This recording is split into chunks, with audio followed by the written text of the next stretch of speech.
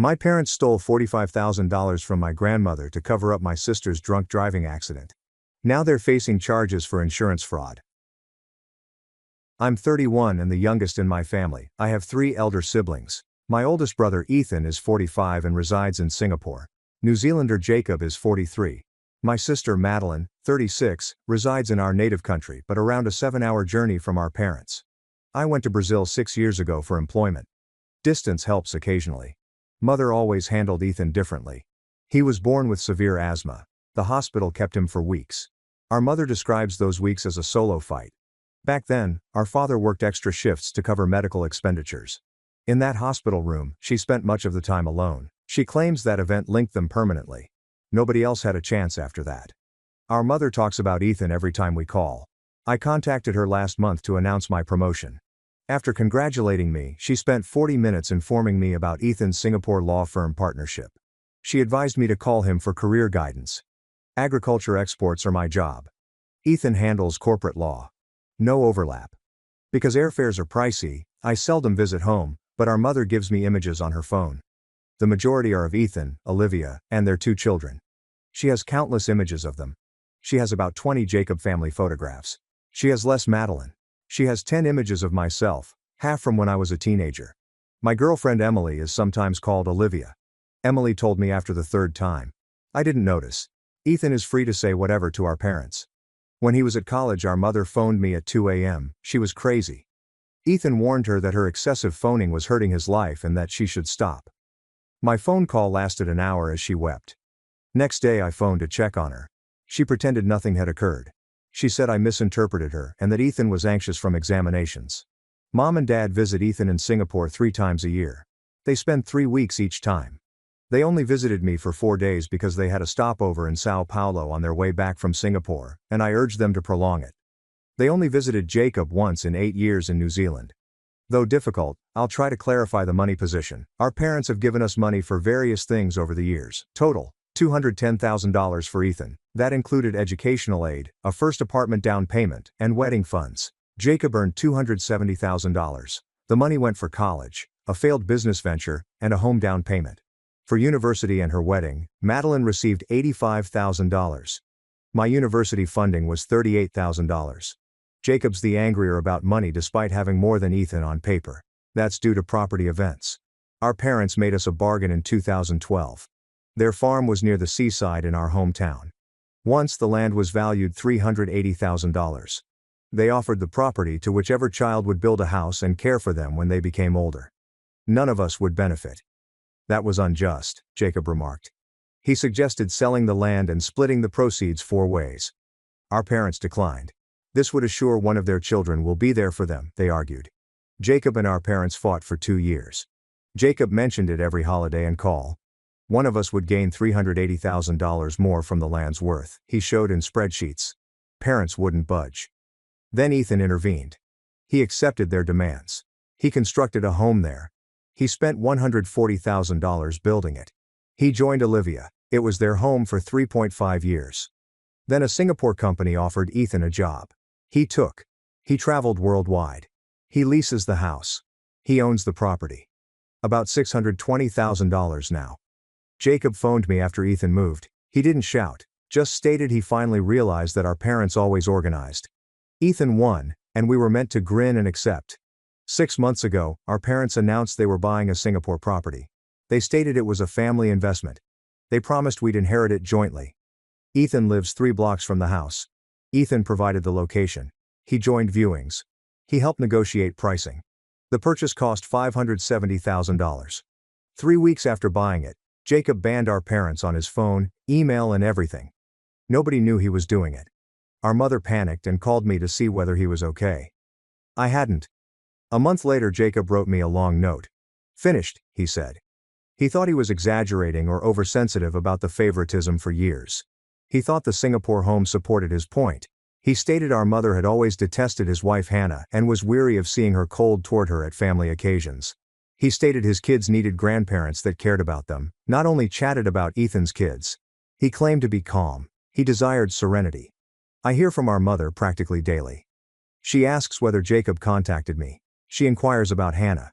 She asks for Jacob's kids' fresh photographs. She gives me screenshots of undeliverable text messages to Jacob. Why he won't talk to her is beyond her. She claims unconditional support for him throughout his life. She accuses him of cruelty and injustice. Losing sleep over this, she says. She claims she wants her son back, giving her non-answers. Yes, maybe. I don't know. I'll notify her if I hear anything. Don't entangle me. I didn't cause this. I won't repair it. I received copies of her Jacob emails last week. She asked me to read and evaluate them. She said Gregory would read them if I liked them. Read them. Those were horrible. Everyone emphasized her sorrow. She wrote of her nighttime tears. She wrote on her inability to perceive her grandkids as unjust. She wrote about Gregory punishing her for her inactions. No correspondence acknowledged Gregory's possible reasons for his choice. No email apologized specifically. Hannah was only mentioned in one email to wish her well. I told our mother the emails were useless. Defense ensued. I was asked what to write instead. She suggested I show her a better email if I was smart. I saw a chance. I offered to compose a sample email provided she pledged not to send it. I told her to use it as a model for her own version. I told her Gregory would know if she copied and pasted my writing. She was offended that I suggested she replicate someone else's remarks. She pledged not to send mine. David, my friend, helped me compose it. Writer David is good at this. It took 3 hours. The email apologized first. Not an apology for her feelings, but for past deeds. It apologized for making Gregory feel second to Ethan. It gave instances. It apologized for the property problem and said Ethan profited most. It personally apologized to Hannah for years of coldness and stated she never deserved it. It claimed our mother wanted to be with Gregory's children but knew she had to earn it back. She stated she hoped Gregory would attend my wedding but wouldn't use it to force a confrontation or reconciliation. She wanted to construct something new with him and needed his help because she couldn't repair it herself. It went to our mother 5 weeks ago. She read and phoned me immediately. My mother called me a great son. The email was wonderful, she remarked. She claimed it expressed everything she couldn't express. She stated she agreed with everything except Hannah. Since she didn't like Hannah, she couldn't apologize. She said she'd erase that paragraph and send the remainder. Lost it. She agreed not to send my version, I reminded her. I reminded her that the goal was to compose her own email using mine as a model. She retreated. Joking, she said. He responded, of course, she wouldn't just copy and paste it. But I knew she wasn't kidding. I knew she'd planned that. It wasn't her email. Instead, she sent another. Same as before. Everything was about her agony and uncertainty. Gregory ignored that one too. After that, I gave up. When our mother phones, I answer. I don't know anything. Gregory is doing his own thing. I shift the subject. I'm done believing she'll realize her mistake.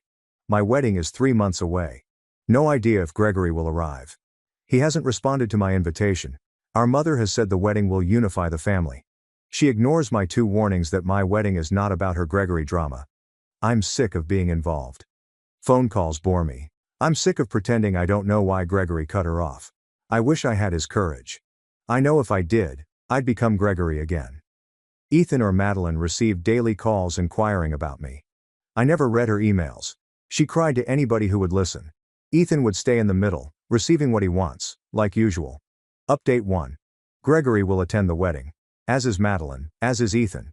I didn't expect this would happen, but all 3 confirmed last week. Things have changed since my initial post. Some is nice, some is odd. Our parents bought their Singapore home first. They now own it. In the family group chat, our mother uploaded a snapshot of Olivia with the house keys. The shot showed Ethan smiling in the background. Our father wrote about their new investment and excitement. After then, Madeline started a new group chat. Only 4 siblings. I laughed when she named it the Legacy Panic Room. The 4 of us had our first talk without our parents in years. Madeline sent a snapshot of what our mother sent her via e-card. An e-card photo showed Ethan's 2 children. The text says grandkids are the greatest blessing. The snapshot omitted Madeline's 2 children. Madeline stated she spent 20 minutes eyeing that e-card to see if our mother did it on purpose or didn't recognize how it appeared. Jacob wrote that it was intentional. He stated our mother had been doing it for decades, and we pretended not to notice because it was simpler. I messaged Jacob in agreement. I informed them about the email and how our mother refused to apologize to Hannah. Madeline answered with a series of texts concerning our mother's passive-aggressive statements about Samuel throughout the years.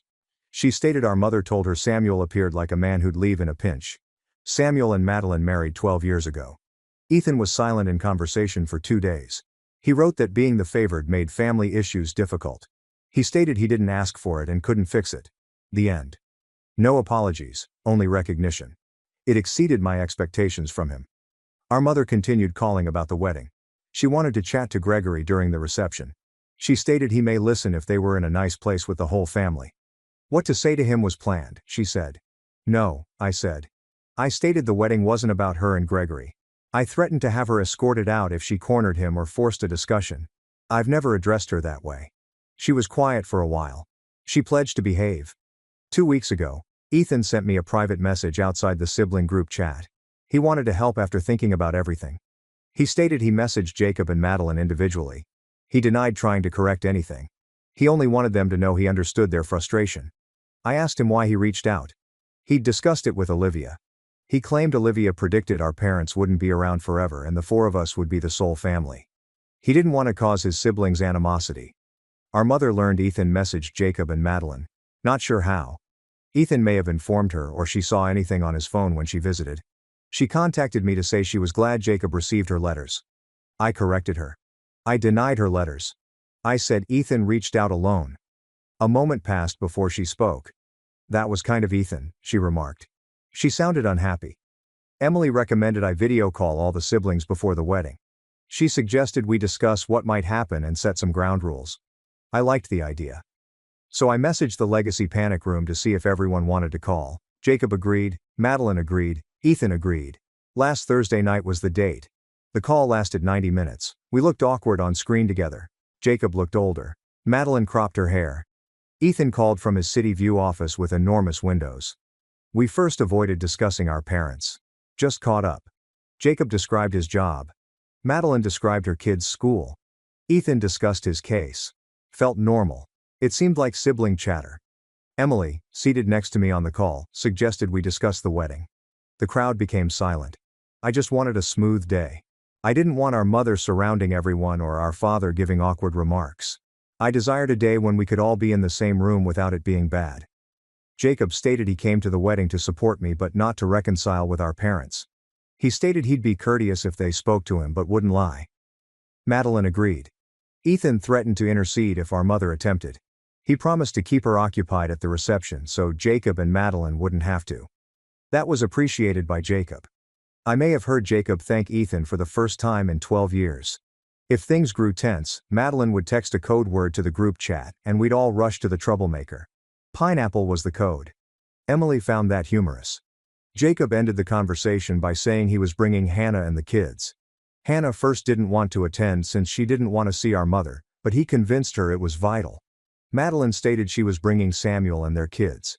Olivia was coming with their kids, Ethan remarked. I realized during that call that this was the first time in years the 4 of us had decided without our parents. The plan was created. We agreed on their treatment, acting as a team.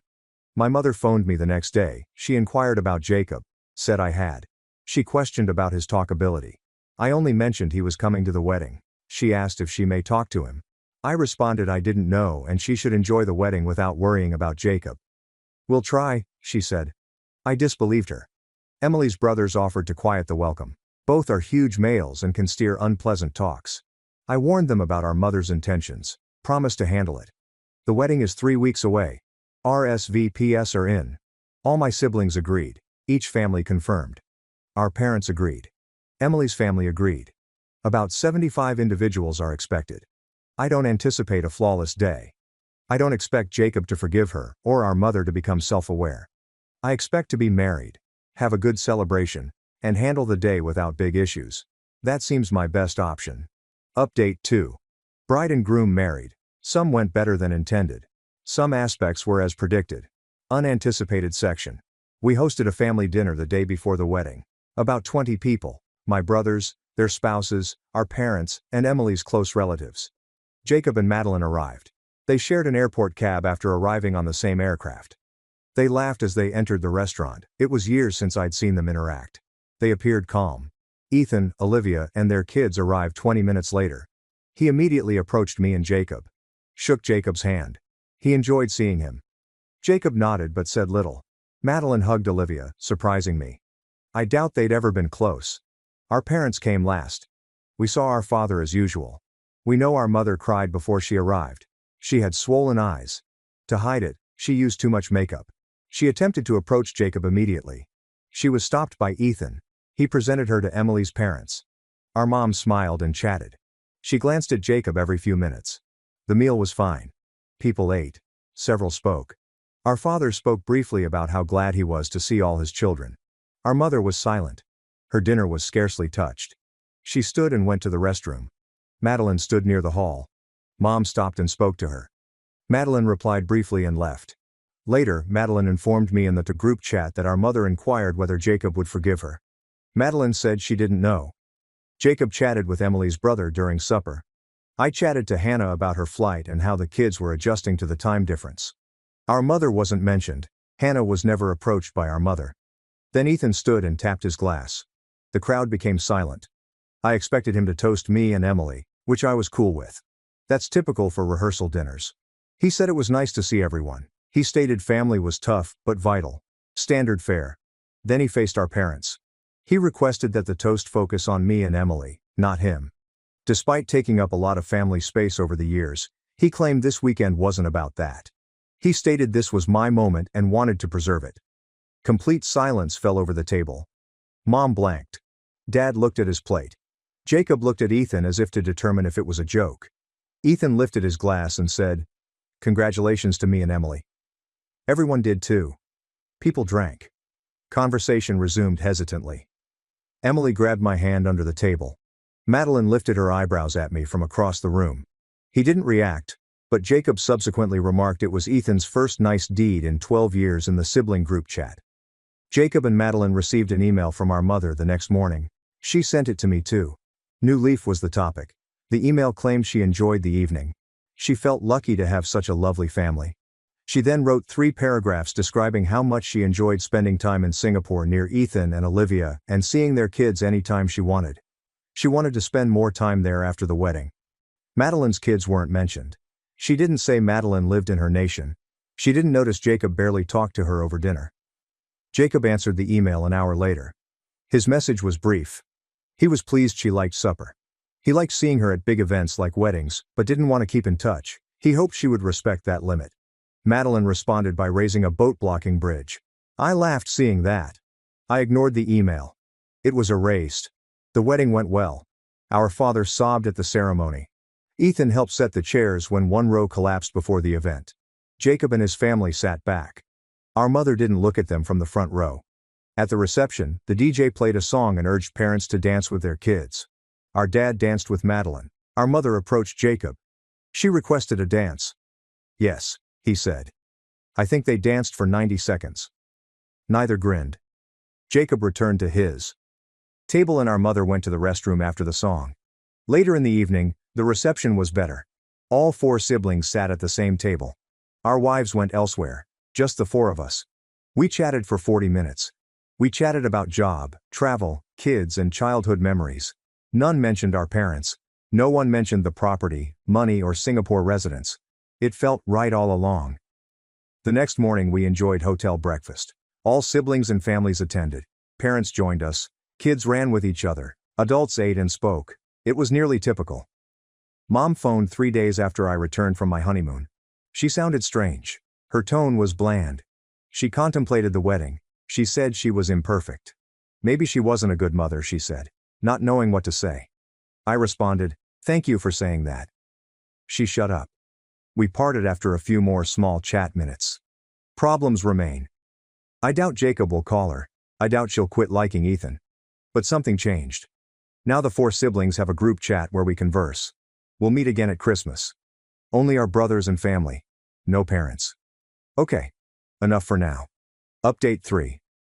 It all went apart again. I should have expected it to end. Ethan phoned 5 weeks ago. He was surprised that our parents lived 3 streets away in Singapore. Our mother visits him virtually daily, he added. He stated she calls if he doesn't respond in a few hours. He stated she started criticizing Olivia's parenting. He called it suffocating.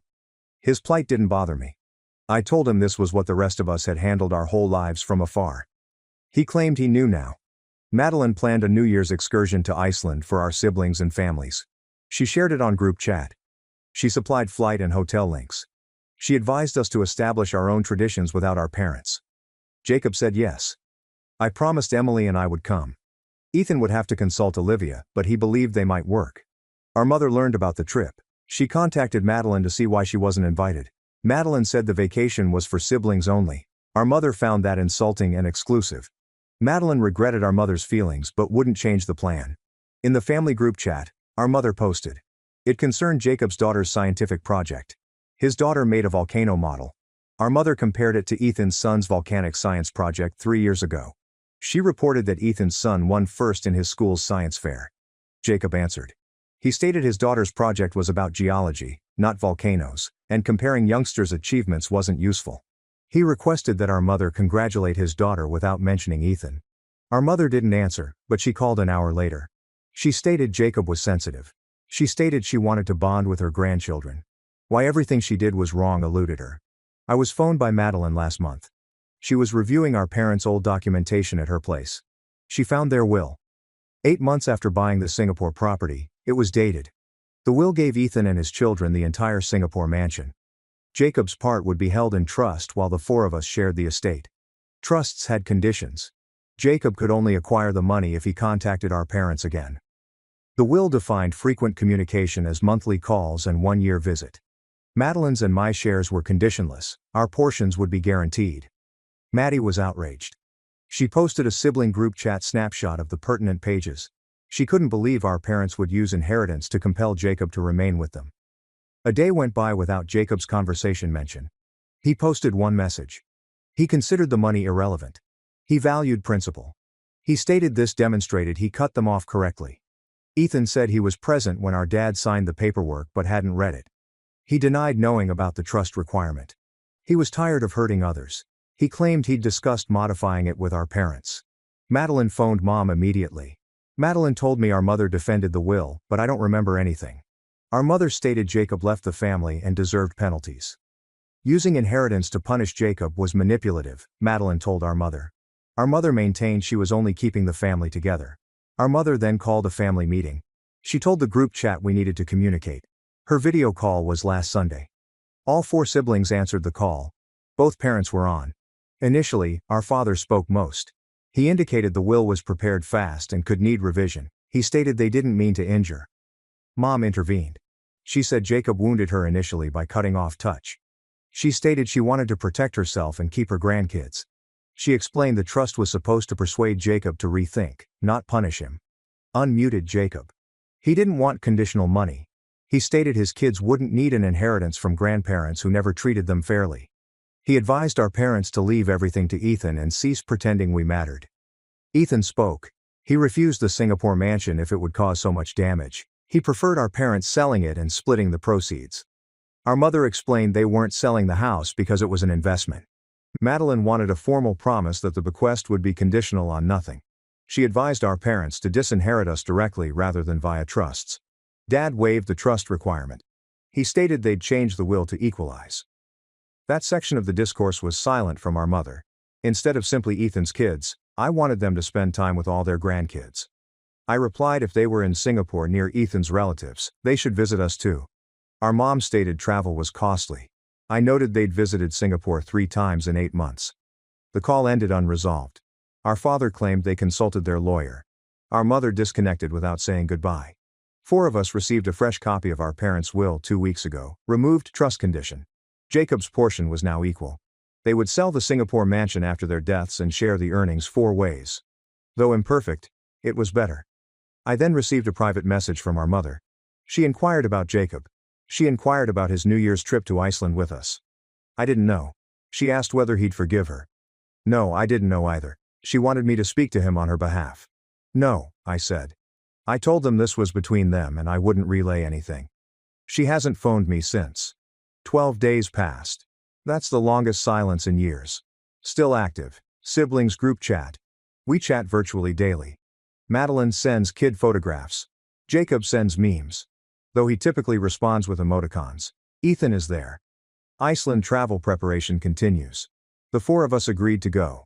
Last week our parents started making video chats with all of their grandkids, not just Ethan's kids. Rotation was established. One week they phone Madeline's kids. Next week they call Jacob's kids. The next week they call Ethan's kids. They haven't phoned me because Emily and I don't have kids, but our mother asked about my employment for the first time in months during our last conversation. Not repaired. Our mother still talks about Ethan most. She still sees him more than us, but she's trying. She sent Madeline a birthday card last month. She congratulated Jacob on his promotion. She's doing the bare minimum, but more than before. My opinion is that nothing is perfect. I doubt our mother will ever realize her mistake. However, the four of us now have each other. We have our own group chat, goals, and connection without our parents. That must suffice. Move on to the next story. Story 2. Car collision by sister, parents cover it up. I learned they took $50,000 from Granny to disguise her drunk driving. My parents hid my 20-year-old sister's automobile wreck 3 months ago, and I, 27F. It all started yesterday when my insurance company sent me a letter found out concerning a claim I never submitted.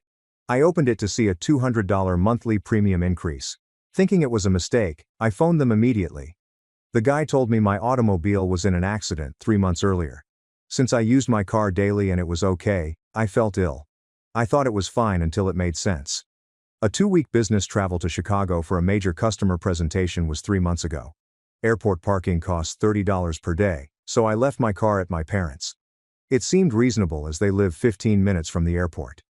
Sophia, my sister, resides with them while in her 3rd year at a local private college. After the journey, my automobile looked normal but drove strangely. It was harder to steer and made a strange rattling sound as I turned right. After 2 weeks off the road, I felt I was paranoid. Now I know why it felt different. I've always been responsible since childhood.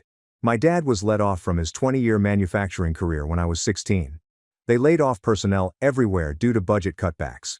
After school, I worked in a diner to support my family. My parents received most of my evening and weekend wages to assist with expenses and groceries.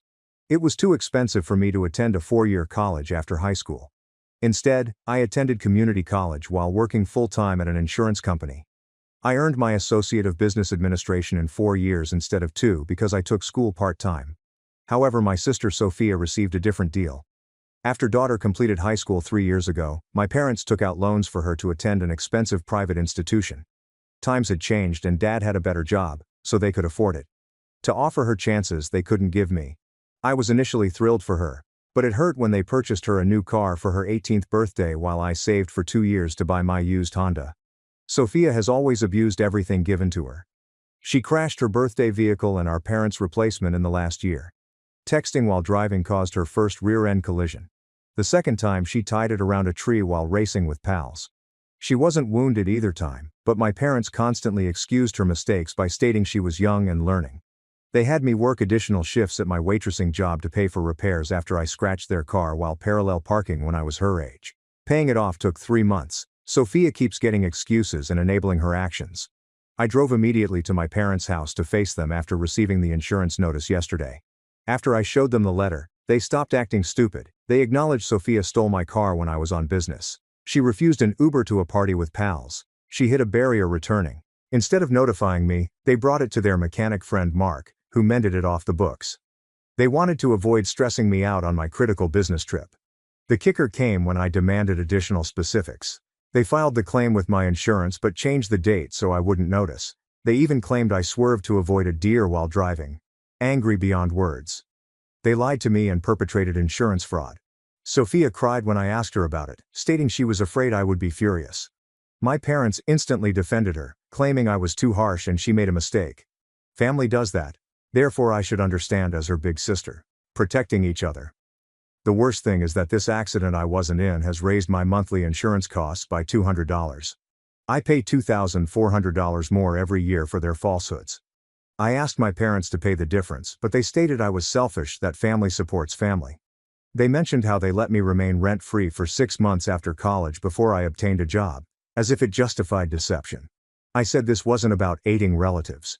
They were covering up Sophia's recklessness again and pulling me into their falsehoods. I demanded Sophia pay the higher rates and threatened to report the improper use of my automobile to the authorities. A family explosion ensued. My mother cried uncontrollably, fearing I would destroy Sophia's future for a tiny error. My dad grew red-faced and said that I was envious of Sophia and constantly attempted to hurt her. I left their house furious and deceived. I just have my 25 million cousin Ryan backing me. My parents' contrasting treatment has always been obvious to him. Added, our family has always favored Sophia, and that it's time someone stood up to them. My parents have been phoning and messaging me non-stop for 24 hours, guilt-tripping me for breaking up the family and telling me I'm overreacting to a small mistake. I won't retreat. I told my insurance company about the false claim, and they're investigating. My folks are frightened and pleading with me to stop. After our confrontation, Sophia hasn't spoken to me, but she's been posting cryptic messages on social media about how some people never forgive mistakes. I don't think they understand that this is about facing consequences for once. Update 1. It's been 2 weeks since my last post, and things have gotten worse than I expected. The insurance company found out that Sophia crashed my car with 3 of her friends, Isabel, 20F, Luke, 20M, and Charlotte, 20F, who were not wearing seatbelts. Charlotte was seriously injured. My parents and Sophia tried to hide this from me. The insurance investigator called me in to review the complete accident report. My parents had told them I was driving to cover up Sophia's involvement, but the investigator found inconsistencies. Gas station security cameras showed Sophia behind the wheel at 2:43 a.m., minutes before the crash. The footage showed all 4 of them stumbling out of the gas station, clearly intoxicated. Charlotte had a compound fracture in her right arm that required immediate surgery. My parents paid her family $45,000 to keep quiet, and took out a second mortgage on their house to get the money. They broke down and told me everything when I confronted them about this new information. Sophia and her friends were at a college party that night. Instead of calling an Uber, she drove my car because it was easier. She was well over the legal alcohol limit when she lost control and hit the guardrail. Charlotte, in the rear seat, was flung forward and her arm fell through the front seat gap during contact. Sophia called my parents at 3 a.m., and when they came, Charlotte was wailing in agony, and the others were panicking. My dad drove Charlotte to the emergency room while Mom stayed with Sophia and the others. They told the staff that Charlotte fell down the stairs at their house during a sleepover. Charlotte's parents were understandably furious and wanted to press charges, but my parents begged them not to. Sophia would lose her full ride scholarship and possibly be jailed for drunk driving. After hours of negotiation, Charlotte's parents agreed to keep quiet if my parents paid for all medical expenses and Charlotte's missed semester of college. Sophia had the nerve to blame me when I tried to explain how serious this was. She said this wouldn't have happened if I hadn't left my car at our parents' house. Our parents nodded, saying I should have known better given Sophia's history with cars. I couldn't believe they were trying to blame me. My cousin Ryan found out Isabel and Luke were also paid off. My dad's lawyer friend gave them $5,000 to sign non-disclosure agreements. He didn't know the accident involved drunk driving because my parents told him it was just a fender bender they wanted to handle privately. Sophia has been on a social media rampage since I started pushing for the truth. She's posted long rants about how I'm trying to ruin her life over one mistake and how real sisters protect each other. She even shared old photos of us with captions about how money and insurance are more important to me than family. Several relatives have been calling me non-stop. My Aunt Susan said I'm cruel because everyone makes mistakes at that age. Uncle James said I'm bitter about Sophia getting more opportunities than me, but none of them seem to understand that this isn't about sibling rivalry. Sophia could have killed someone that night. Ryan showed me screenshots of a family group chat in which my parents are portraying me as the villain and saying I'm trying to get Sophia expelled from college out of jealousy. They conveniently left out the drunk driving and Charlotte's injury. The hardest part is seeing how many people are willing to overlook something this serious, because it's Sophia. If I had done something like this at her age, I would have been thrown under the bus immediately. But because it's their precious younger daughter, everyone is bending over backwards to protect her. I haven't backed down after the insurance investigator told me my parents could face serious charges for filing a false claim. My mom spent an hour crying about how I'm trying to send them to jail, and my dad called me ungrateful and said he should have never helped me with my college application. Due to the injuries, the insurance company has contacted Charlotte's family to get statements about the real events. My parents are panicking, leaving me desperate voicemails about how I'm destroying our family. Sophia hasn't apologized to me, but she texted, "I hope you're happy now that everyone's lives are ruined." Sophia doesn't seem to understand that she did this to herself. Ryan says she's been skipping classes and spending most of her time at parties, probably to avoid dealing with the situation. I'm angry but relieved that the truth is finally out. My parents enabling her behavior for years has done more harm than good. 1 month after my last update, Isabel, one of Sophia's friends who was in the car that night, reached out to me on Instagram and wanted to meet in person to share important information. I met Isabel at a coffee shop yesterday and learned that Sophia has been driving drunk at college parties, sometimes on weeknights. Our parents know about it, which is shocking. Isabel showed me text messages from 6 months ago. Sophia and our parents had dozens of conversations about picking her up from parties at 2 or 3 a.m. But what really got me was a series of texts from the night of my car accident. My parents had texted all 3 friends separately. Isabel felt guilty about taking the money, but she was afraid to tell Sophia because Sophia is popular on campus, and she didn't want to be rejected.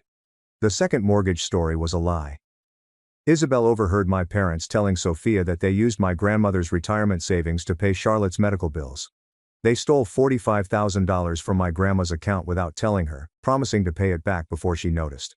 I called her to verify this, and she broke down crying and told me she discovered the missing money last week when she tried to pay her care facility fees. The facility sent her a notice about insufficient funds, and when she checked her account, the majority of her savings was gone. With this new information, I went back to the police. They're taking it more seriously because there's a pattern of enabling drunk driving and financial exploitation of an elderly person. They've started a formal investigation and contacted the college about Sophia's drinking habits. My mom called to tell me Sophia is my half-sister. Dad had an affair 20 years ago, and Sophia was the result. Mom found out when the other woman showed up pregnant at our door. To keep our family together, Mom raised Sophia. She said this is why they've always been so protective of Sophia. They feel guilty about her birth and want to make up for it. This explains a lot of their behavior over the years, but it doesn't excuse it. It makes it worse because they've been overcompensating at the expense of everyone, including Sophia. Ryan went through my parents' social media and found posts from the night of the accident that contradicted their story. They posted about having a quiet family dinner at home, but security footage shows them at the accident scene. He also found older posts about Sophia's previous accidents, which they claimed were minor fender benders but showed major damage. My parents called a family meeting at their house, but I refused to go. Ryan recorded it. They spent 2 hours telling everyone about Dad's affair and Sophia's true parentage, justifying why they needed to protect her more than me. The whole thing has become such a mess that even some of my parents' supporters are backing away. Uncle James called to apologize for his earlier comments, saying he hadn't known the full story. However, most of the family is still divided between those who believe blood is thicker than water and those who believe in accountability. I never wanted this to happen, but I'm glad it did. My parents' lies have hurt too many people, and they must stop before Sophia's recklessness kills someone. Update 3. After 3 months, Sophia was arrested for DUI after hitting a parked car outside a bar near her college. No one was hurt, but her blood alcohol level was 3 times the legal limit. The police linked this incident to my car accident, so they're investigating both cases. The insurance fraud investigation caught up with my parents at the same time, and when the police questioned them about the false claim, they confessed to everything: the cover-up, the payoffs, and using grandma's money. They're now charged with insurance fraud and financial elder abuse and are still defending Sophia. Mama phoned me weeping that Sophia needs treatment, not jail time, and attempted to guilt me one final time by saying I should drop all charges since Sophia's life will be wrecked. Dad sent me a long email about how I've destroyed our family by not keeping things private. Grandma moved in with me 2 weeks ago because she couldn't stand my parents anymore after learning about her savings. She's the only one besides Ryan who supports what I did. We're working with a lawyer to recover her money. The lawyer says, we have a strong case since my parents had no legal right to access her savings. After learning about the elder abuse, some relatives ended contact with my parents while others said, I should have found a way to handle this privately. Sophia's biological mom even came out of the woodwork demanding to be involved now that everything's public. She's trying to blame my parents for Sophia's behavior, saying they spoiled her to compensate for the affair. Ryan told me that Sophia and my parents are still playing the victim on social media, posting about how families should stick together through hard times and sharing old photos with forgiveness captions. Sophia's drunk driving pattern has prompted the college to investigate her academic record. She's been missing classes and her grades are falling, and she was already on academic probation before this happened. My lawyer advised me to stay away from them during the legal proceedings, which is hard because this is still my family, but I know it's necessary. Last week, security escorted my parents out of work. They don't seem to understand that their actions have real consequences. The insurance company is also pursuing charges. The investigator revealed proof that my parents had made fraudulent claims previously, not only for my automobile accident. They might face fines or jail time. I'm concentrating on helping grandmother recover and going forward with my life. Ryan has been amazing, helping me document everything and keeping me updated on family reactions without letting me get dragged into the drama. Sometimes I lie awake at night wondering if I did the right thing by not keeping this private like they wanted. But then I remember how they used Grandma's retirement money without permission, let Sophia keep driving drunk, and tried to make me the bad guy for wanting the truth. My sister stole my child's name, kidnapped him, and cut me off from the family, but the choice I made triggered a downfall she never saw coming. After my emergency C-section, I found my sister altered the baby's name while I was asleep. Not being able to do anything hurt most. Although I was the surrogate, she claimed to be the true mother and vowed to name the kid after me to commemorate my efforts. I died during labor and was resuscitated before C-section. I had enough issues before that to permanently harm my physique. I was glad to give my sister her dream kid. I was freed after 3 days without visits. I texted first whether the baby was okay, and if I could be the godmother. I wanted nothing else. Sis will make it official when you visit, but not this weekend. Could be next. I asked to see Liam for 6 weeks. Finally, my sister Sophie texted, "Come to Mom's for Sunday dinner. We'll do the godmother ceremony." 3 p.m. My last $45 bought a silver rattle and I practiced my godmother's speech in the mirror. Sunday morning, I woke up at 5 a.m., too thrilled to sleep, and spent 3 hours getting dressed despite my abdomen hurting with every motion. I curled my hair for the first time since before the pregnancy, and wore the only outfit that fit over my big tummy. I called Linda to inquire what dessert to bring because I'd bought ingredients for her favorite lemon bars while driving over, but her line was disconnected. Strange, maybe she forgot to pay the bill again. I tried Sophie next and received an automatic ban notice. My chest clenched as I pulled over on the highway shoulder and phoned Richard, my cousins, and Aunt Vanessa while cars zipped by. Every number was banned or disconnected, like I'd been surgically plucked from the family tree. I arrived at Linda's house to see her cherished rose plants withering after 2 weeks without water. Furniture covered in white sheets was visible through the mail slot. I drove to Sophie's flat. The landlord remembered me from prior trips and a young couple were visiting it. "Are you Emily?" He gave me an envelope with my name and Sophie's handwriting. A $4,500 check and medical bill note were inside. "This equals us, do not contact us." The money bounced 3 days later, and through a false Instagram, I learned they'd moved to Seattle and christened Liam with Linda holding him and a stranger as his godmother. That night, I saw my scar in the mirror, a lifelong reminder of how my family destroyed me. An insurance investigator contacted 7 months after I accepted my family's free incubator use. After giving birth, I was billed $500,000, although I had insurance. The insurer did what they do best, looked for reasons to not pay. This call resulted from their inquiry. "We found our review intriguing." She continued. "Your sister had genetic testing done 6 months before the pregnancy showing positive for factor V Leiden, but she marked no family history on the fertility clinic forms." My legs gave out. I told her I was unaware of any family medical history. Her tone was grave. "This is fraud. We want the whole sum." I called physicians immediately. Tests helped me find it. Factor V Leiden, a blood clotting condition, made delivering birth fatal. Investigators' words rang in my ear. I immediately understood Sophie knew I would die during childbirth but didn't care. All she wanted was her kid. I phoned the insurance company again and they said it was still fraud but would focus on Sophie. I was too. My pro bono lawyer took my case. Civil and criminal lawsuits were brought. Her insurer sued her for $500,000, while I sued her for attempted murder. Sophie's idyllic Seattle existence collapsed quicker than she could tweet motherhood quotes. Sophie's boyfriend was caught selling narcotics out of their Seattle apartment by child services quickly. I received images of Liam at 11 months old in a filthy onesie with empty bottles on a bare mattress on the floor and the $1,800 stroller I purchased them being used to store drug money during the emergency removal. Sophie contacted me for the first time since she disappeared, weeping and unable to talk. "Avoid doing this. This is my son." I cut her off mid-sentence. After 4 months of paperwork, I was called to pick up Liam. With a full heart and an empty car seat, I flew to Seattle. Liam was crying for his mother and writhing in her arms as the social worker pulled him out. I'd felt this gorgeous kid kick inside me for months but never held. He ignored me as another stranger in a lengthy queue. I was determined to claim him. I did for 6 years. I fed, cleaned and peekabooed. Sophie was repaying the $300,000 court ordered. However, Thursday afternoon's doorbell rang. I opened it and saw Liam with his backpack, crying as he held printed images. Asking, "Why did you lie to me?" He should have been in school, so I froze. Open! The fence woman said you snatched my actual mom. I glanced at him, unsure what to say but knowing my sister was back. When I reached for Liam's shaking photographs, I saw his backpack strap was ripped and hanging free. He had fresh red scratches on both arms like he'd been grabbed and dragged. I felt my heart pound when I saw photographs of Sophie holding Liam in a wonderful apartment. Everything was trimmed nicely to cover the police picture dirt. I knelt and tried to grab them, but Liam pulled back, his face contorted with perplexity and wrath I'd never seen before. "That lady hurt you?" I said, but he pushed away tighter, demanding to know why I snatched him from his actual mom.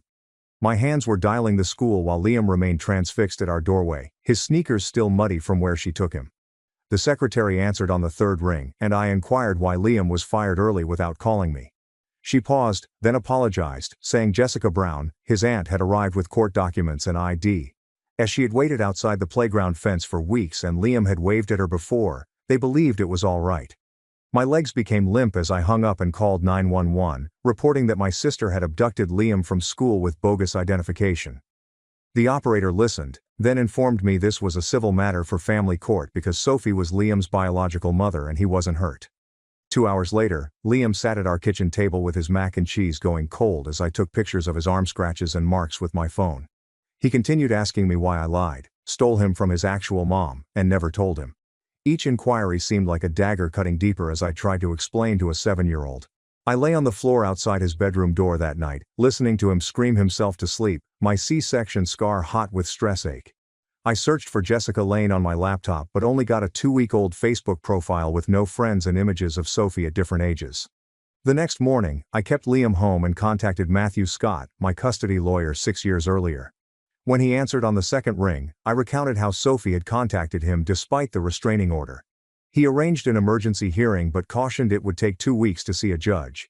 I examined Liam's school iPad after hanging up and found 3-week-old Mommy Sophie 2024 texts. The messages promised Disney trips, new toys, a huge house with a pool, and the truth about Aunt Emily's harm to our family.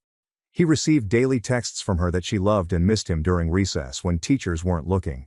Liam told the doctor he fell at recess when I took him to his doctor's that afternoon to document his injuries. The doctor stared worriedly at me while writing down Liam's rapid behavioral changes and contradicting injury tales in his file. 3 days later, a silver Honda followed us to the grocery store, always 3 vehicles behind, no matter how I changed lanes. I took a strange route home through side streets I seldom visited, and the automobile followed every turn.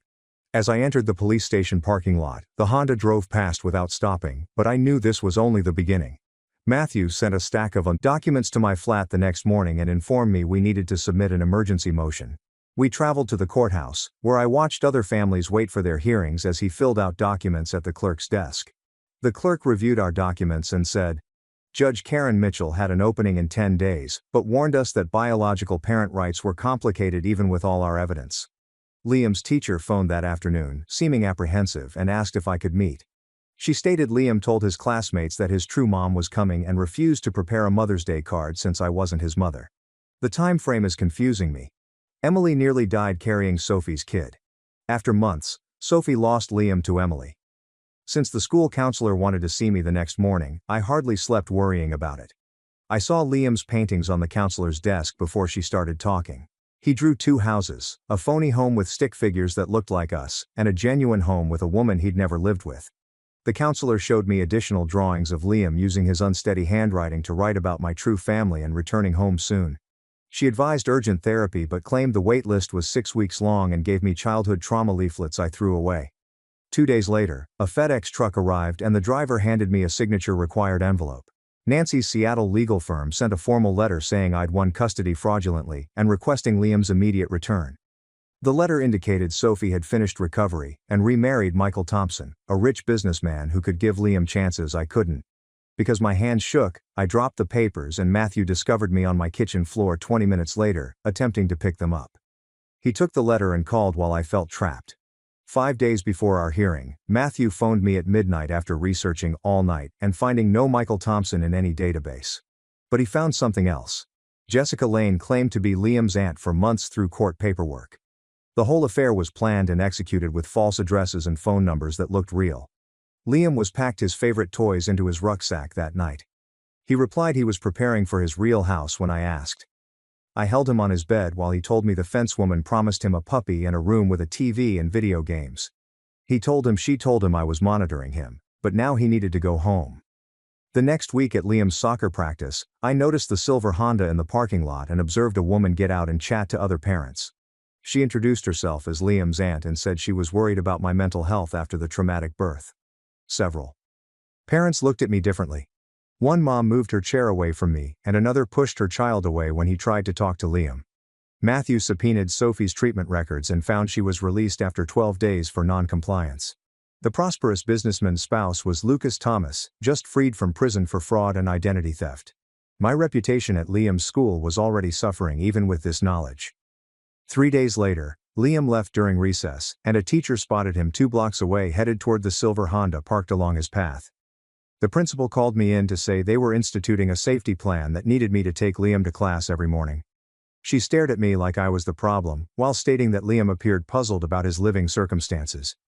I heard one father mention custody fights are horrible for kids as I walked him in. Dr. Sarah Collins, a court-appointed psychologist, evaluated Liam 2 days before our hearing and made me wait in the corridor. I heard Liam say he wanted to meet his actual family and that I terrified him through the door. He said prepared, inaccurate phrases, but Dr. Collins kept writing on her notepad. She walked out without looking at me and said her report was ready for the judge. As I tucked Liam in that night, I noticed his blanket was lumpy around his pillow. Lifting it revealed a cheap prepaid phone with a flashing screen. I snatched it up with shaking hands and noticed dozens of calls to a Seattle number, some lasting over an hour when I thought he was asleep. After scrolling through the texts from the 20-minute call, I noticed Sophie assuring him I wasn't his true mom and that she was going to save him. I returned the phone and proceeded to my room, feeling like the floor could collapse. I informed Matthew about the phone the next morning, but he claimed we couldn't do anything without proof Sophie sent it. 3 days before the hearing, I was cooking lunch when the doorbell rang and Sophie and a stranger appeared through the peephole. Sophie yelled to see her son as I opened the door a little. Sophie shouted loudly enough for all the neighbors to hear that I was keeping a mother from her kid as Jessica, her neighbor, held up her phone to capture everything. Sophie pushed her foot in the door and yelled about how I snatched her kid as other neighbors came out with their phones to capture the spectacle. The cops arrived after I closed the door, but Sophie and Jessica were gone, and the harm was done. Matthew came over that afternoon to prepare me for court, grimacing when he said Judge Karen Mitchell favored biological parents. He informed me that Sophie's lawyer would portray me as manipulating my sister during a vulnerable period, and that my traumatic birth medical records might make me appear crazy. Liam refused to leave his room the morning of the hearing. I begged him to get dressed outside his door as he yelled that he hated me and wanted his actual mom. Once I opened the door, he was sitting on his bed in his pajamas, crying. He resisted my hug and yelled the phrases Sophie taught him. The ride to the courthouse was quiet save for Liam sniffling in the rear. Sophie looked radically different in a modest dress suit with her hair tied back and light makeup in court. Her lawyer presented Michael, her husband, as she sat holding hands with a man in an expensive suit. Sophie sobbed gently as her lawyer presented her as a recovering mother yearning to reunite with her stolen kid, and displayed images of her lovely nursery in their new house. Sophie's lawyer spoke about the mother-child link, and Judge Karen nodded with pity. Karen kept interrupting my lawyer to inquire about my medical concerns and whether I could physically care for an active child as he explained the abandonment and fraud. Karen ordered thorough custody evaluation over 60 days and supervised visitation commencing immediately after 2 hours of testimony. When Liam heard he'd see Sophie twice a week for 2 hours at a neutral place, his face brightened up, and I felt another piece of my heart. I sat in my car outside the visiting center 3 days later, listening to Liam and Sophie giggle through the window. He hadn't spoken in weeks, and it stung more than expected. After the appointment, the supervisor wrote on her clipboard how comfortable Liam was with his biological mother. Matthew informed me that evening of his investigation into Michael's history. He found Michael was Sophie's ex-dealer, Lucas Thomas, her lover, and their marriage certificate was not authentic. The court wouldn't accept forgery evidence without proof, and Matthew's investigator needed more time. Liam returned home with a luxury blazer and a bag of pricey toys after the third visitation. He informed me Mommy Sophie said he didn't have to obey my rules since things will change shortly. I told him to complete his schoolwork, but he tossed his new tablet at the wall and stated his real mom didn't force youngsters to do it. The next day, Dr. Sarah Collins requested my presence for her second examination. Liam sat across from us, repeating lines about feeling uncomfortable and confused with me as Dr. Collins typed pages of notes. He wanted to be with his true family and was afraid I would harm him as I wounded his mom. Everything was given well, and I could see Dr. Collins believed it. Following the exam, I drove Liam home silently while he gazed out the window, ignoring me. I found something stomach-churning when cleaning his room that night. Under his bed was a Seattle school brochure with Sophie's handwritten letter, "Your new school, sweetie," and a brand new uniform with tags from 3 weeks earlier. The outfit was embroidered with Liam's name everywhere.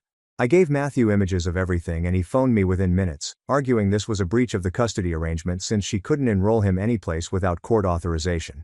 Liam's principal called while I was preparing breakfast the next morning to request my early arrival. When I arrived, she showed me surveillance tape from the day before of a lady trying to pick up Liam, claiming to be his legal guardian with documents. Liam painting those photos makes me question how long someone has been talking him about having a genuine home somewhere. The woman left after 20 minutes of arguing with the front desk workers. She asked for Liam by his teacher's name and recognized his classroom, which worried me most. The principal stated Jessica Lane presented proper paperwork, but something seemed odd, so they wouldn't release Liam. She was the same woman from the park who talked to Liam, so I recognized her from the tape despite the sunglasses and hair color. Matthew filed an emergency motion concerning the attempted pickup and fake enrollment paperwork. In court, Sophie's lawyer Michael said it was a misunderstanding and that I was neurotic and trying to separate Liam from his actual mother. The judge cautioned us against making harsh charges without evidence and indicated she wouldn't allow additional courtroom theater. Liam was screaming and shivering when I brought him up from visitation 2 days later. After getting in the car, he screamed at me, demanding why I killed his grandmother. He stated Sophie told him I wouldn't let Grandma see him before she died, which made her so unhappy she had a heart attack and was my responsibility. I attempted to tell Liam my mom was alive and living in Florida, but he called me a liar and a murderer and loathed me. My mom relocated to Florida but she was well and I'd just talked to her the week before, but Liam wouldn't believe me, even when I attempted to call her in the car. That week, Liam seldom spoke to me and spent much of his time in his room. I wasn't expecting what I found when I changed his linens. I was chilled by his dozens of sketches under his bed. Pictures of me with devil horns, crimson eyes, and a knife were titled, "The Liar and Evil Emily." Sophie had angel wings and a halo in every photo with titles like "My True Mom," and "The Good One." Some drawings represented me in a cage or behind bars, while others showed him, Sophie and Lucas in a huge mansion with a dog and a pool. I took photographs of everything but felt helpless because his therapist's session was a month away and the court evaluator would likely conclude he was expressing his thoughts via art. Mrs. Thompson, my neighbor, knocked on my door the next day to inquire whether I was okay after receiving strange phone calls. An alleged social worker phoned her 3 times to ask me about my work and home hours and whether I ever looked unstable or furious around Liam. The caller inquired whether she'd ever heard shouting from our apartment, seen me drink or bring strange guys home, and seen Liam hungry or unclean. Mrs. Thompson said she told them I was a great mother, but the calls were awkward, so she warned me. I thanked her and contacted Matthew, who stated his investigator had found something major about Jessica. Jessica Lane was Lucas Thomas's sister Clara Lawson, who'd been released from jail 6 months earlier for identity theft and fraud. Before her prison sentence, the investigator acquired Lucas's social media images of her. Once you noticed, the likeness was clear. She vanished when they tried to serve her papers at the school location she gave. Sophie said she had never heard of Clara Lawson or Jessica when Matthew asked her about it in court. No charges were allowed without proof of linkage, the judge said. They were together at the park, so I knew Sophie was lying. Dr. Sarah Collins contacted a few days later to request my medical records from Liam's delivery, including my death and resuscitation during the emergency C-section. She said it was regular, but her voice told me otherwise. I saw what Sophie was doing then. She planned to use my near-death experience to say I had PTSD or brain damage and was unqualified to watch Liam. Matt confirmed my thoughts by saying Sophie's lawyer had filed a demand for a comprehensive psychiatric examination based on my traumatic delivery. I watched all my phone footage from when Liam first moved in that night since I couldn't sleep. Just 11 months old, he was crying in horror as I tried to hold him, trusting me incrementally over weeks and months. Videos include his first steps in my living room, his first word, no, and his first time holding him without weeping, which took 3 months. I wrote a long letter to the judge about how I'd been up all night with him through nightmares and feeding troubles, and how he'd been neglected and couldn't sit up at over a year old. I wrote about the therapy visits, specific exercises, and how his grin after 4 months made everything worth it. I had to attempt even if the letter might never be read. The next week at the visitation exchange, Lucas was beside Sophie's car and was swift to approach me as I walked Liam. He knocked me down and my knee hit the concrete so hard I saw stars. He instantly went down to help me and apologized profusely for being clumsy, not seeing me, and was I okay? Did I require aid? Other parents watched, and some seemed concerned, but Lucas's helpfulness and apologies made it look like an accident. As he helped me up, he murmured that this was nothing compared to what would happen if I didn't give up Liam. My legs trembled all the way to the car, where I waited 20 minutes to go home. 6 days later, Matthew brought me into his office and showed me a little USB disk that had been left under his door that morning. He connected it into his laptop and Sophie's voice was plain as day, advising Liam what to say to Dr. Collins, offering him a new bike if he stated he was terrified of me, and a vacation to Disneyland if he sobbed. Matthew shook his head and said we couldn't use it in court without demonstrating who filmed it and how. Fortunately, we understood what we were dealing with. That week, Liam wet the bed every night for the first time since he was 3. When I attempted to soothe him after hearing him cry my name in his sleep, he'd push me away and scream that I wasn't his true mom. Dr. Collins wrote in her notebook during Liam's second mishap during her weekly visit. She then inquired whether any home changes were generating stress. I wanted to shout that his mother was poisoning him against me, but I shrugged and changed his linens for the 3rd time that day. Liam came home from his supervised visit with Sophie 2 days later and asked me why I didn't die when he was born. His explanation that Mommy Sophie told him God intended her to have him, but I was greedy and stayed alive even though I wasn't supposed to, that I took him from paradise, chilled me. He looked at me confused and wounded, like I was a monster who tricked death to take him from his actual mother. Matthew contacted me the next morning with a somber voice to say Dr. Collins's preliminary assessment recommended reunion with Sophie's birth mother due to Liam's clear desire and Sophie's miraculous recovery. We both understood the final report would be presented in 2 weeks and likely decide the judge's decision, even if we didn't say so. I saw Jessica again during Liam's soccer game the following Saturday. The man with a professional camera identified himself as a documentary filmmaker interested in child custody battles. They filmed me without asking and asked other parents if they'd observed any alarming behavior from me, whether Liam appeared happy, or if they'd witnessed abuse or neglect. I felt caged by the narrative as some parents answered their questions sideways. Most parents left uneasy. Matthew's investigator found Clara, Sophie's Seattle neighbor, who had images from 6 months ago showing the apartment building with a condemned notice and police tape, not the years Sophie said she was clean.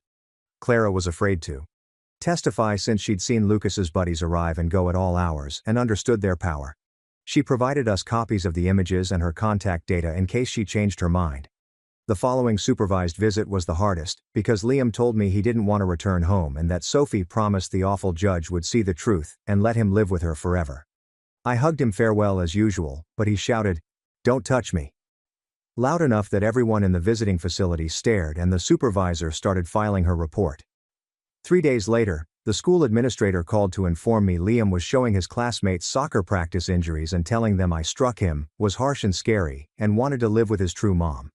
The principal had to report it to Child Protective Services, who would promptly investigate, adding another layer of scrutiny. What causes someone to teach a 5-year-old such grim death jokes? Liam's question about Emily's delayed death. That's a lot for a child to handle. I saw a therapist for the first time since having Liam because I needed someone to chronicle my mental condition before Sophie warped it. In the beige office, I cried for 40 minutes about losing the kid I'd reared for 6 years. Having given up my body and family to have him, he was taken away by the same person who left me to die. My therapist stated that I was grieving appropriately in a very tough circumstance, but we both understood it may lead to emotional instability. 2 mornings later, a CPS inspector with a clipboard had arrived at 7 a.m. to inspect Liam's living circumstances. She went directly to his tornado-damaged room. I had instructed him to tidy up an hour earlier, and he had thrown every toy on the floor and screamed because his real mom never made him clean. Liam agreed as the investigator took images of the clutter and asked whether this was how his room typically looked. He said I never helped him clean and got upset when he asked. Too perfect timing. Too organized. Sophie must have known when to cause Liam's outburst to match with the probe. Matthew contacted me 2 days later while I scrubbed Liam's handprints from the kitchen wall. His private investigator's Lucas findings were delivered with a tense voice. Attack and possession arrests in the previous 6 months. Both accusations were withdrawn on technicalities. Something regarding witness concerns and poor search techniques. Our toughest problem was that we couldn't utilize this material in court. Matthew emphasized that family court would not admit continuous criminal histories without a conviction. I cracked my phone screen by throwing it against the wall. Liam scarcely spoke to me the next week, except to ask when he'd see Mommy Sophie again. I received Dr. Collins's report by email at work. Reading that in the bathroom stall made my hands shake as each syllable hurt deeper. She suggested gradual transfer to biological mother's custody due to Liam's desire for my possessive relationship. The sentences blurred as tears fell on my phone. Poor connection, emotional codependency, and reunion resistance. She framed 6 years of love as a crime. I left work early after vomiting in the toilet. Matthew tried to persuade the Seattle neighbor to testify about Sophie's apartment sites. She agreed to a video deposition after weeks of persuasion. I saw her describe the drug trades and neglect from Matthew's office. Then her phone rang during recording. When she returned on air, she said she was bewildered after becoming white. Nothing seemed unlawful to her. It may have been buddies visiting. Matthew closed his laptop knowing Lucas had reached her but having no proof. I discovered Liam at the kitchen table writing in his finest handwriting that night. It was hidden by his arm when I inquired, but I saw enough. Dear Santa, I want my actual family for Christmas and Aunt Emily to be happy when I go. The wonderful kid I reared remained even as my heart broke. I cried into my pillow in my room till I couldn't breathe. Sophie's lawyer filed an emergency motion 3 days later. The press said I was psychologically deteriorating and Liam was in danger. They sent images from the documentary filmmaker of me fatigued during Liam's soccer practice with dirty hair and bags under my eyes. Karen arranged an emergency hearing 48 hours later. Liam looked guilty as I spent 2 days attempting to appear put together. A tiny courtroom smelt like stale coffee and desperation for the emergency hearing. Nathan displayed Lucas's arrest records and booking images. Sophie's lawyer instantly rose, stating Lucas wasn't seeking custody, making it irrelevant. Sophie sought custody alone. Lucas was her boyfriend. Karen looked agitated, scratching her temples as she advised both parties to prioritize Liam's interests over mudslinging. She beckoned Liam into her private room. He passed me without looking up, his little shoulders tense. I imagined his falsehoods for 20 minutes, which seemed like 20 hours. When the door opened, Liam stared at the floor as Karen declared her choice. She ordered Sophie nightly visits until the final hearing next week. My lawyer grabbed my hand to stop me from sobbing. Friday marked the first overnight stay. Thursday night, Liam neatly folded his favorite Pokemon jersey and tucked Dinosaur inside his backpack. He glanced at me while zipping it and said, "Mommy told him he didn't have to come back if he didn't want to." I helped him pack his toothbrush, knowing I would never see them again. He embraced me quickly and lightly at the door, perhaps practicing letting go. His return was different Saturday afternoon. His left eye was bruised purple and green, which I noticed instantly. He stated he fell off a bike before I asked. My hands shook as I snapped phone images of the damage. When I contacted Matthew to report it, Liam screamed I lied. He stated I punched him because I was upset about the visits and bruised him. He uttered the scripted mechanical words loud enough for Matthew to hear over the phone. I realized Sophie had taught him what to say if he was harmed. Matthew phoned me 3 days later with forensic accountant news. The person spent hours searching bank data and determined that Sophie hadn't paid me the $300,000 court judgment from 6 years ago. Instead, she concealed money in bogus accounts using Clara's stolen identities from their dealings. Financial offenses were distinct from custody difficulties, therefore Matthew thought the judge wouldn't care. 2 days before the final hearing, CPS completed their investigation. The social worker contacted to say they found no proof I harmed Liam, but the custody arrangement was affecting him. Their official advice was impartial, benefiting neither party. They chronicled Liam's mental decline daily. How he went from cheerful kid to quiet. I was at work when Liam's teacher called the next morning. She reported finding $200 in his backpack after a normal check. Liam said his mother gave him money for good behavior during visits. The school reported it to CPS as grooming behavior, but the instructor stated it was too late to affect the hearing tomorrow. Liam entered my room while I packed court paperwork that night. He got on my bed and asked whether I'd still love him if he lived with Sophie. I assured him I'd always adore him. The first time in weeks he cried and grabbed me like a child. After pulling away and wiping his face, he said Sophie instructed him not to cry because it made him weak. The next morning, we drove silently to court. Sophie's lawyer went out first in court and described a reformed mother who'd lost her child to a sister who played God. He displayed supervised visit recordings of Liam laughing and playing with Sophie. He then showed me images of Liam crying in my house, carefully chosen to make me appear awful. The USB recordings from the concealed camera were delivered by Matthew next. A tech expert said Sophie coached Liam on what to say, but Sophie's counsel said it was merely a mother helping her kid express his thoughts. Judge Karen sat skeptical of both sides. Next, Dr. Sarah Collins said that Liam demonstrated allegiance struggle between two households. He needed stability, therefore she suggested Sophie because of their biological tie and Liam's request. I sat there watching my 6 years as his genuine mother be reduced to meaningless technical jargon. When called to testify, I recounted almost dying at delivery. Sophie knew about the Factor V lighten that killed my pregnancy. She left us after Liam was born, cutting all communication and moving to Seattle. However, Sophie's lawyer twisted everything during cross-examination. He made me seem unhappy about my health and envy that Sophie might have kids. Last to testify was Liam. He stood in his small suit and delivered a speech that wasn't him. While loving his aunt, he wished to live with his own mother. Sophie had practiced every phrase with him 100 times, yet it was meticulously prepared to sound mature and intelligent. Matthew concluded by arguing about manipulation, desertion, and child endangerment. Sophie's lawyer defended maternal rights and redemption, arguing that all parents deserve a second shot. Judge Karen requested a quick break to decide. I saw Sophie hugging Liam like she'd won as we left the courthouse. After Liam's tantrum, that CPS visit was too perfect for luck. How did Sophie know when to provoke him? In the restroom 20 minutes into recess, I discovered Liam sitting on the floor beside the sinks with his knees to his chest. He looked up to see his crimson, tearful face and quivering shoulders. He took my hand and held me close, mumbling that Lucas terrified him, but Mommy Sophie said he was good now. For a moment the Liam I'd raised for 6 years urged me to stop. But suddenly his body stiffened and he jerked his hand away, scurrying backwards and shook his head, insisting he didn't mean it. Not his intent. Don't tell. Matthew arrived 5 minutes later, phone in ear and face white as paper. He held up one finger to get me to wait while the other person talked. I saw his eyes widen with each syllable. After hanging up, he grabbed my elbow and took me into the hallway, checked his watch before telling me that Lucas's sister Clara, who'd been assisting them, was jailed in California for identity fraud. She was in jail offering to reveal Sophie and Lucas's plan for a bargain, but court resumed after 3 minutes. When we returned to the courtroom, Judge Karen was already seated, and Matthew stepped up to beg permission to approach the bench. Karen was upset but waved him forward with Sophie's lawyer, and I observed them have a furious dispute with hand gestures. Karen's scowl deepened as Sophie's lawyer shook his head and Matthew pointed at his phone. Finally, she called us to order and stated Matthew had sought a continuance to present additional evidence. She was upset by the delays and would only consider it with remarkable proof.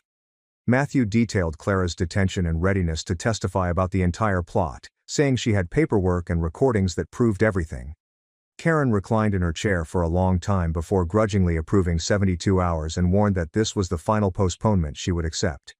That night, while cooking leftover spaghetti, I heard a hammering on my front door that rattled the frame. Through the peephole, Sophie's face was contorted in anger. Before I could retreat, she started yelling that I wrecked everything and was a jealous witch who couldn't see her happy. While she kicked the door and shrieked that she'd make Liam hate me forever by telling him I took him and lied to him his whole life, I recorded on my phone. Because I heard sirens growing closer, my neighbor, Mrs. Thompson, must have phoned the police, as Sophie kept shouting about how I would pay for this. The video captured her stating she understood how to hurt me most and that Liam would never forgive me when she was done with him. I handed 2 cops the footage and restraining order on my phone, and they cuffed Sophie on my front porch as she shouted about her rights. By midnight she was released on bond. Her lawyer called Matthew to explain the arrest was a misunderstanding and wouldn't affect custody. Matthew stated it didn't matter because the arrest report indicating her erratic conduct when cornered was in court. Lucas disappeared altogether.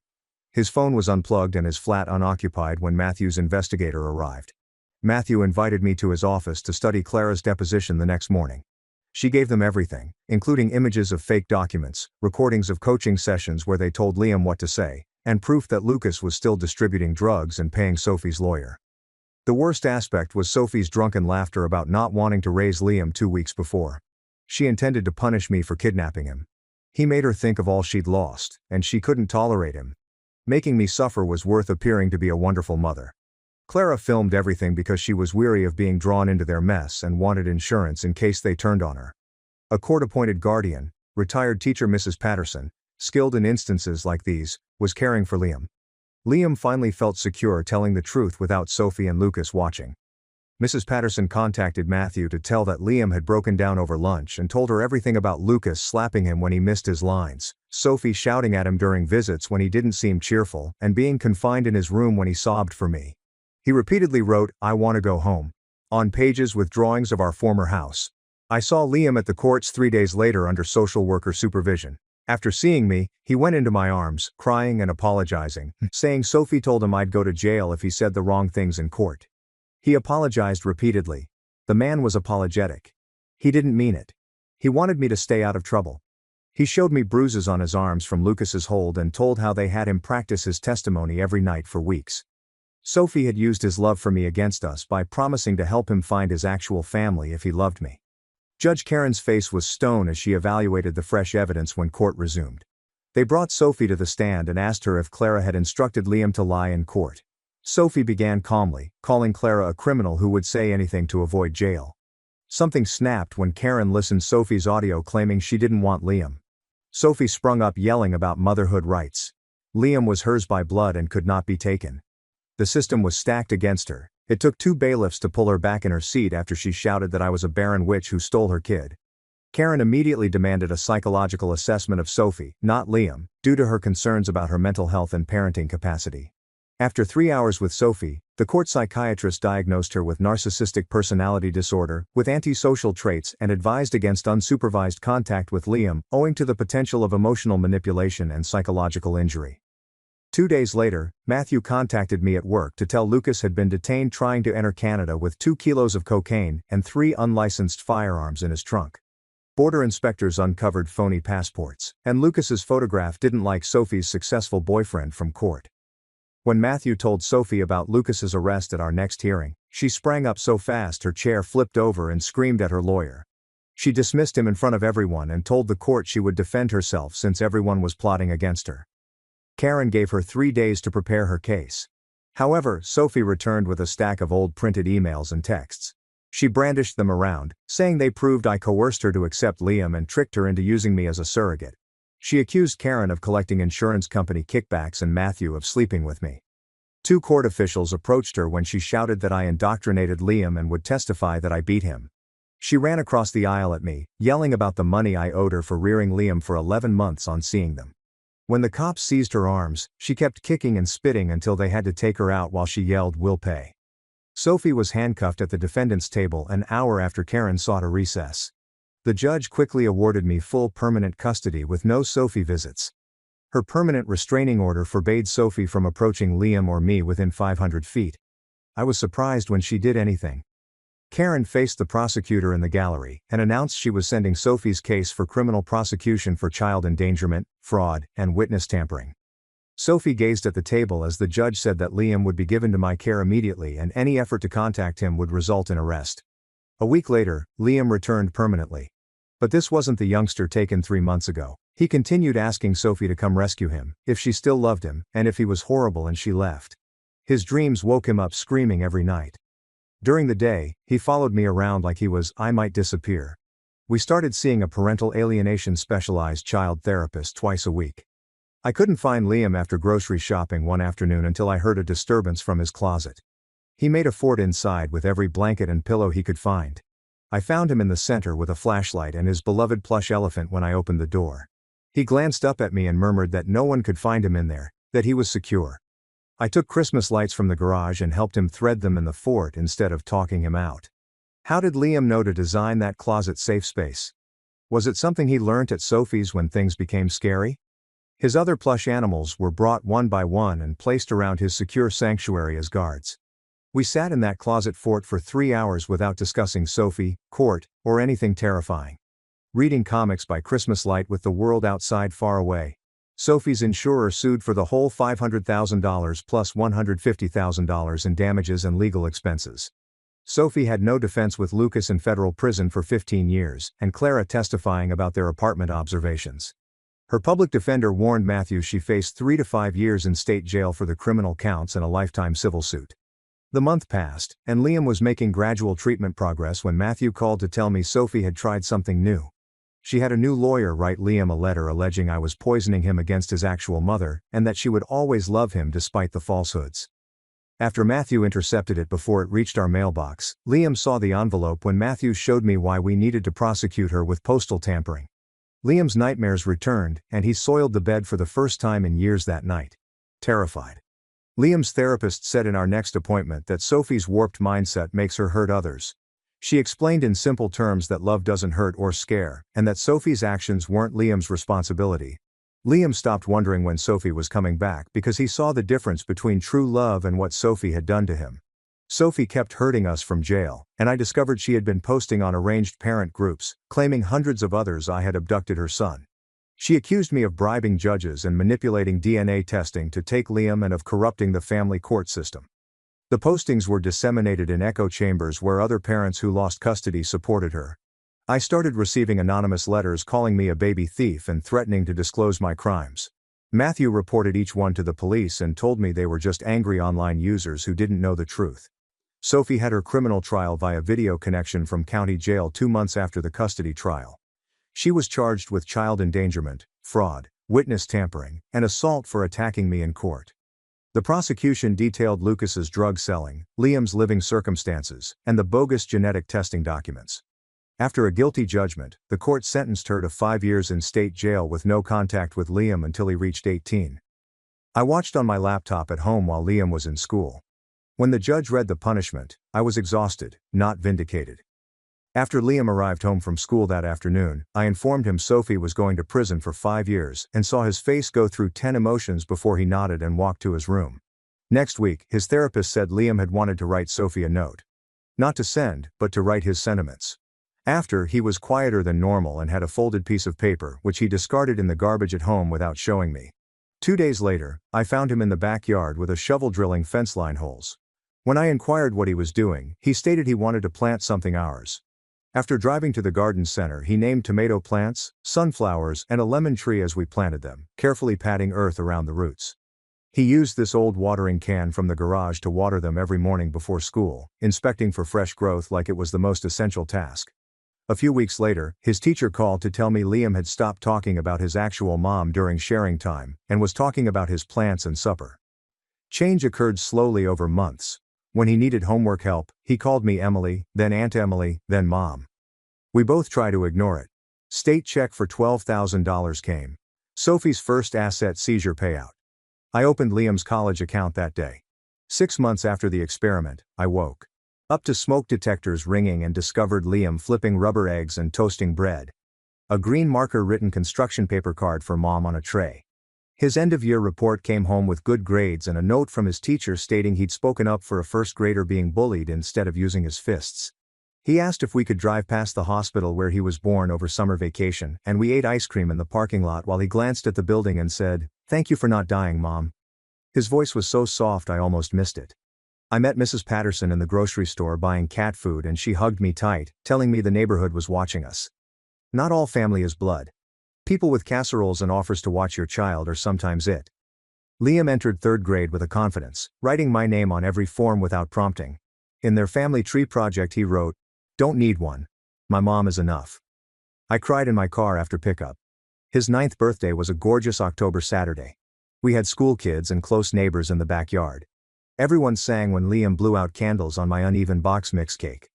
After closing his eyes, he claimed he wanted things to stay the same. Seeing our dirty, noisy, flawed existence filled of people who loved us. I understood Sophie would never grasp what we built. Founded on honesty, sacrifice, and showing up every day, even when it was hard, this family was not stolen or coerced. Even though we were afraid and didn't know what we were doing, Liam's garden was higher than him and full of winter canned tomatoes. I knew all we'd lost had led us to the right place, as I saw him grinning as he handed out cake to his buddies. Sister wanted my fund to save her husband. She claimed it was life or death, but the court called it fraud, gave her a restraining order. My sister always pretended to run the show. Her name is Brianna. She's now 27 years old and married to Logan, who embodies her arrogance in male form. Meanwhile, I'm 17 and finishing high school, living with Logan after Dad died, because Brianna is too preoccupied with tantrums to deal with real life. Oh, Brianna and Logan have never gotten along. They've been enemies for forever. Brianna is a control freak. She is the type of person who enjoys being in control. When we were little, she would take over everything. Brianna was responsible for selecting the game for the night. Brianna had to have her favorite movie for movie night, and if she didn't get her way, she'd throw the world's most passive-aggressive tantrum. It worked most of the time, except for Logan. Logan refused to play Brianna's games, which upset her. I recall this one time when we were younger. Logan came over to help because Dad was unwell. Brianna was meant to be doing the dishes, but instead, she was texting Logan and pretending to not hear anything. Logan, being Logan, instructed Brianna to get off her butt and do her chores. Brianna rolled her eyes and murmured something like, "You're not my mom." Logan didn't flinch. She answered, "No, but I'm not your maid either, so get moving." Brianna cleaned the dishes, but she banged every plate and cup as if she intended to break them all. Afterward, she complained to me about Logan always being on her case and acting like she was in charge. I said nothing, but Logan was correct. Brianna's animosity of Logan grew stronger as we got older. Logan would show up to assist Dad with tasks Brianna should have been handling. She'd drive him to doctor's appointments, assist with bills, and ensure there was food in the fridge. Brianna called it interfering. She claimed Logan was attempting to control the family. I called it stepping up. Brianna did not want to view it this way since it made her appear horrible. Brianna's golden child act had been mastered by the time Logan arrived. Logan adored her, and she enjoyed having someone who believed she could do no wrong. Logan, of course, disliked Logan from the beginning. She described him as arrogant and insincere, which he was, but Brianna didn't care. She pretended that Logan was the best thing that had ever happened to her, ignoring anybody who disagreed. Logan wasn't simply arrogant, he was an outright jerk. Every time he came over, he said something sarcastic. If Dad prepared supper, Logan would say, "Well, this is interesting." If I discussed my ambitions for medical school, he'd laugh and say, "Better have a backup plan, kid, not everyone's cut out for that." Brianna never stood up for me. She merely chuckled along, as if Logan's harshness were a joke. Logan, on the other hand, did not hold back. She'd shut Logan down with a cutting remark or simply ignore him, which irritated him. Brianna's relationship with Logan worsened after she married him. She rarely attended family gatherings, and when she did, she left abruptly after bickering with Logan. Brianna went on a rampage one Thanksgiving about how some family members did not respect her marriage. Everyone knew she was talking about Logan, but he simply shrugged and replied, "Respect is earned, not demanded." Brianna departed in a huff, pulling Logan with her, and we hadn't heard from her for months. Despite everything, Logan never ceased being there for me and Dad. She was more than simply an aunt to me. She was like a second parent to Brianna, especially given how frequently she had been checked out. While Brianna was busy playing house with Logan, Logan was helping me with homework, transporting me to school, and teaching me how to make something other than mac and cheese. She never made me feel like a burden, even when I was going through a difficult time with Dad. Brianna's animosity for Logan was not solely motivated by him. It was about Brianna.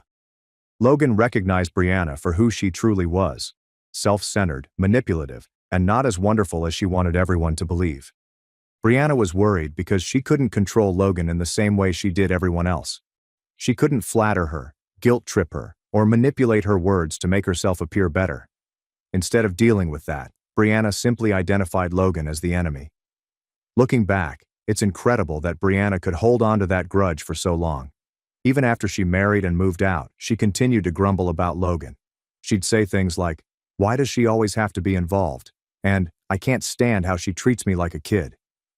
Meanwhile, Logan was in charge of everything Brianna couldn't handle, such as ensuring Dad's safety and keeping the family together. I didn't realize how awful things would become between them until after Dad died. Brianna's anger evolved into something more sinister and terrible. It wasn't just that they didn't like Logan anymore. It was about attempting to bring her down. And believe me, Brianna wasn't finished yet. When Dad's health began to deteriorate, I knew things were going to get difficult. He'd had heart difficulties for as long as I can remember. But by my junior year, he couldn't keep it hidden any longer. He'd get winded walking from the kitchen to the living room, and some days he struggled to get out of bed. It hurt me to see him like that since Dad was always the strong one, the person who could work late nights and still prepare pancakes on Sunday mornings. Logan stepped in immediately away. She had always been there for us, but suddenly things were different. She began coming over practically every day, assisting with everything from doctor appointments to ensuring Dad ate. Brianna was nowhere to be found. I attempted to keep Brianna informed.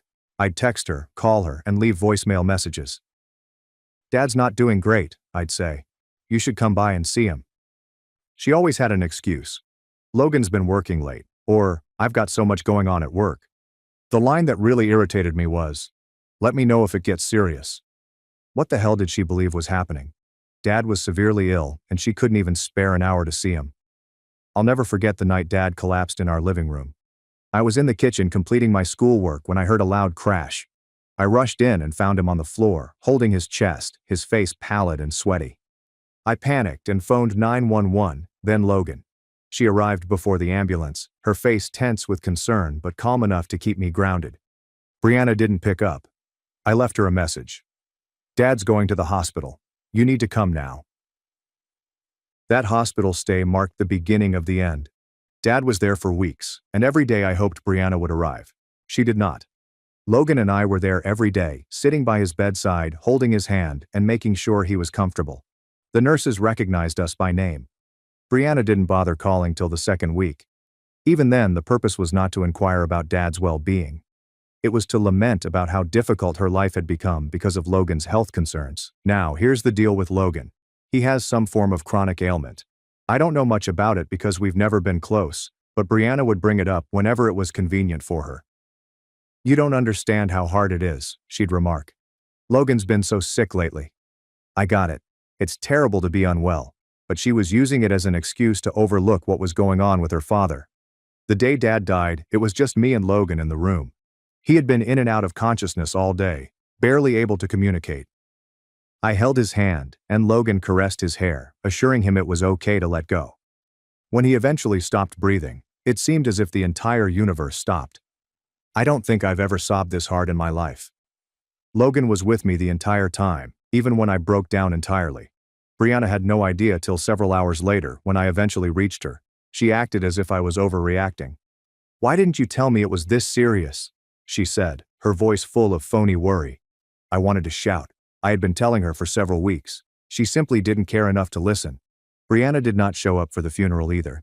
She mentioned Logan not feeling well and how she couldn't leave him alone. Logan and I handled everything, organizing the service, looking through Dad's belongings, and ensuring that everything was paid for. Brianna did not raise a finger. She sent flowers and a bland condolence card, but that was all. I was enraged, but I lacked the energy to attack her. I was too preoccupied with adjusting to my father's absence. Logan sat me down a few days after the burial to discuss the next steps. Your dad left a will, she explained. We'll need to go through it with the lawyer. I want you to know that whatever happens, I'm here for you. I nodded, not sure what she meant. At that time, I wasn't even considering the will. I was simply trying to get through each day without coming apart. When Brianna finally showed up, she pretended nothing had occurred. She walked inside the house as if it were any other day, fully forgetting the fact that she had missed Dad's final moments and funeral. So what's going on with the will? She inquired casually. Logan simply gave her a chilly look and replied, We'll find out when we meet with the lawyer. Brianna's only concern was money, and this was clear from the outset. She did not inquire about Dad's things, photos, or anything meaningful. She simply wanted to know how much she was getting. It made me nauseous. Logan, on the other hand, was intent on ensuring that everything was done just as Dad had requested. She understood how much Dad wanted me to attend medical school, and she was not going to let Brianna spoil it. By the time we met with the lawyer, I was ready for the worst. Brianna had already stated that she did not believe Logan had any right to be involved, but Dad's will indicated differently. Brianna and I were both entitled to half of the fortune, but because I wasn't yet 18, Logan was chosen custodian of my portion. Brianna's expression when she heard that was sheer hatred. She didn't say anything straight away, but I could tell she was furious. Brianna drew me aside after the meeting. You know Logan doesn't really understand us, right? She asked, her voice smooth and artificial. She's always been kind of cold, but we're family, and family should stick together. If you ever need help with the inheritance, just let me know. I didn't say anything, but I understood exactly what she was doing. She was trying to get me to support her because she couldn't stand Logan being in charge. Logan was having none of it. Later that day, Mom sat me down and said, I know Brianna's going to try to manipulate you. Don't let her. This money is for your future, and your dad trusted me to protect it. I'm not going to let her take that away from you. I wasn't sure what Logan meant at the time, but I trusted her. And thank God I did, because Brianna was ready to turn this entire situation into a nightmare. The day we met with the lawyer to review Dad's will was one of the most embarrassing days of my life. It wasn't just the grief of losing Dad. It was knowing Brianna was going to make the entire situation into a spectacle. She walked into the lawyer's office like she owned it, dressed in an expensive-looking attire that shouted, "Look at me," and didn't even greet Logan. She simply looked at me and asked, "So, what's the deal? How's this going to work?" Mr. Bennett, the lawyer, was an older man whose glasses kept falling down his nose. He appeared to have seen it all, which was fortunate given Brianna's overt objectives. He began by going over some legal issues, but Brianna was just concerned about the money. She interrupted him midway through to inquire, "Can you just skip to the part where we find out what we're getting?" Logan gave her an expression that could have frozen lava, but Mr. Bennett simply nodded and kept things professional. "Your father's estate will be divided equally between the two of you," the man added. 50% to each of you. However, since Jordan is still a minor, their share will be managed by Miss Susan, as designated in the will, until they turn 18. I swear, you could have heard a pin drop. Brianna's smile stopped on her face, and for a little while, she stared at him, as if she couldn't believe what she had heard. Then, in the fakest voice possible, she said, "Oh, that makes sense. Of course Logan would be in charge. She's always so responsible." I almost laughed because Brianna couldn't have sounded less sincere. Logan didn't say anything, but I could tell she was prepared for whatever foolishness Brianna was planning. Brianna cornered me in the parking lot following the meeting. "Hey, just so you know," she began, leaning in as if she was about to impart some important secret. "You don't have to listen to Logan about everything. I mean, she's great and all, but we're siblings. We should be making these decisions together." I just agreed, not wanting to start a battle right away, but inwardly I was furious. Brianna had spent years disparaging Logan, calling her domineering and overbearing, and now she was attempting to pretend like they were best friends. It was almost embarrassingly transparent. Logan must have noticed the look on my face when I got into her car, because as soon as we moved away from the parking lot, she asked, "What did she say to you?" "Just the usual," I said. "She thinks we should be making decisions together." Logan moaned and gripped the steering wheel firmly. I knew this was coming. Brianna's never been one to let something like this go. "Listen to me, Jordan. Your father trusted me to manage this money for a reason. He wanted you to have a future, to go to med school, to have the life he dreamed of for you. Don't let her guilt you into giving that up." I nodded. She was too headstrong to accept something like this without a battle. Brianna quickly revealed her true colors. Over the next few weeks, she began to visit Logan's residence more frequently than ever before. This was the same Brianna who used to shun family gatherings because Logan was going to be present. And here she was dropping by unexpectedly, as if it were the most natural thing in the world. She'd send pastries or flowers, acting kind and charming, but it was so phony that it made my skin crawl. "Family is so important," she murmured one day while sitting in Logan's living room, sipping tea as if she cared about anything but herself. "We've all been through so much, and I just think we need to stick together." You know Logan wasn't buying it. "What do you need, Brianna?" she inquired honestly. Brianna blinked, her phony smile sliding for a brief moment before she recovered. "Nothing. Just wanted to check in, see how you two are doing." "Is that so bad?" Logan did not react, and the stillness was so thick that it could have been cut with a knife. Brianna eventually stopped pretending and got right to the subject. One afternoon, she arrived at Logan's residence with tears in her eyes and a sob story concerning Logan's health. Apparently, his chronic sickness had worsened, and he required surgery, expensive treatment that their insurance would not fully cover. "I wouldn't ask if it wasn't life or death," Brianna remarked, wiping her eyes with a tissue. "But we're desperate. Logan's been so sick, and I don't know what else to do." She turned to face me, her eyes wide and begging. "Please, Jordan. Just a small portion of your inheritance. It would mean everything to us." I froze. I wasn't sure what to say. Logan's condition was terrible, but this was my inheritance, my future. I'd been saving it for medical school and the life my father intended for me. Giving it to Brianna would mean tossing everything away. Logan moved in before I could answer. "That money is for Jordan, Brianna," she stated firmly. "It's not for you, and it's not for Logan. Your father made that very clear in his will." Brianna's face contorted, and her phony sweetness vanished in an instant. "You've always hated me," she exclaimed. "You've been against me since we were kids. This isn't about Dad's wishes. It's about you trying to control everything like you always do. Logan did not even flinch. Believe whatever you want, Brianna, she explained quietly. But that money isn't going anywhere. Brianna went out and slammed the door behind her. I assumed that was the end of it, but I should have known better. Brianna was not done, definitely not.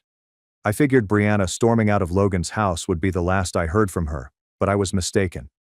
Brianna does not give up easy, especially when she believes she has been wronged.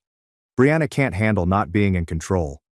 It eats away at her, and when she doesn't get her way, she goes all out, cranking up the drama to the highest level. What surprised me was how far she was willing to go. It started simple, as it often does for Brianna. She texted me a number of times the day after she left Logan's, acting calm and sensible. "Hey, I know things got heated yesterday," she sent in an email. "I just want you to think about what I said. Logan's surgery isn't optional, it's life or death. We're family, and I know Dad would want you to help." I dismissed it at first. I didn't want to engage since I knew it wouldn't end well. But Brianna does not accept quiet as an answer. The next day, she returned to Logan's residence uninvited. I was in my room when I heard the doorbell, followed by Brianna's excessively loud and lovely voice. "I want to talk with Jordan," Brianna responded, attempting to appear innocent. "Whatever you have to say, you can say it from the porch," Logan told him. I looked through my window and saw Brianna standing there, carrying a folder as if she was preparing to give a big presentation. "Fine," she said, throwing her hair over her shoulder. "I brought some information about Logan's condition. I thought maybe if you both understood how serious this is, you'd reconsider." Logan did not say anything. She simply crossed her arms and waited. Brianna took that as a hint to begin her pitch. "Logan has been dealing with this for years," she explained, removing documents from her folder and held them up as if they were evidence. "But now it's gotten to the point where he can't function without surgery. The doctors say it's critical." She went on for a long, explaining how expensive the treatment was and how their insurance would not cover everything. "We've already put our savings into this," she continued, her voice cracking. "But it's not enough. I'm not asking for a handout. I'm asking for help. Just a small portion of the inheritance. It's sitting there unused, and Logan doesn't have time to wait." Logan didn't move. "Brianna, I understand that this is hard for you. But your father left that money for Jordan. It's not up for discussion," she told me. Brianna's expression shifted suddenly. The phony sadness vanished, replaced by pure rage.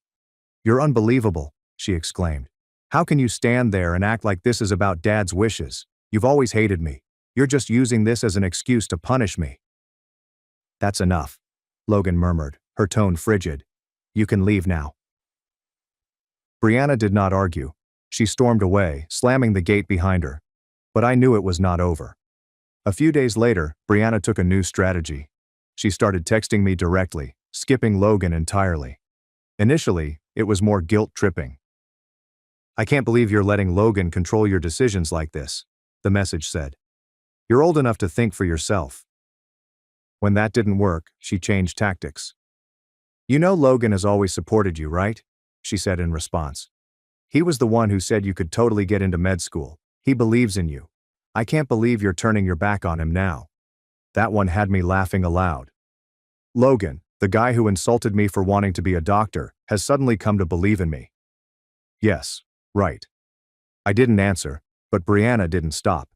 The texts continued, each one more urgent than the previous. Then came the photograph. Logan was pictured resting in a hospital bed, hooked up to a monitor. Brianna captioned this. "This is what you're ignoring. This is what you're letting happen." I presented it to Logan, who simply shook her head. "She's trying to manipulate you," she said. "Don't fall for it."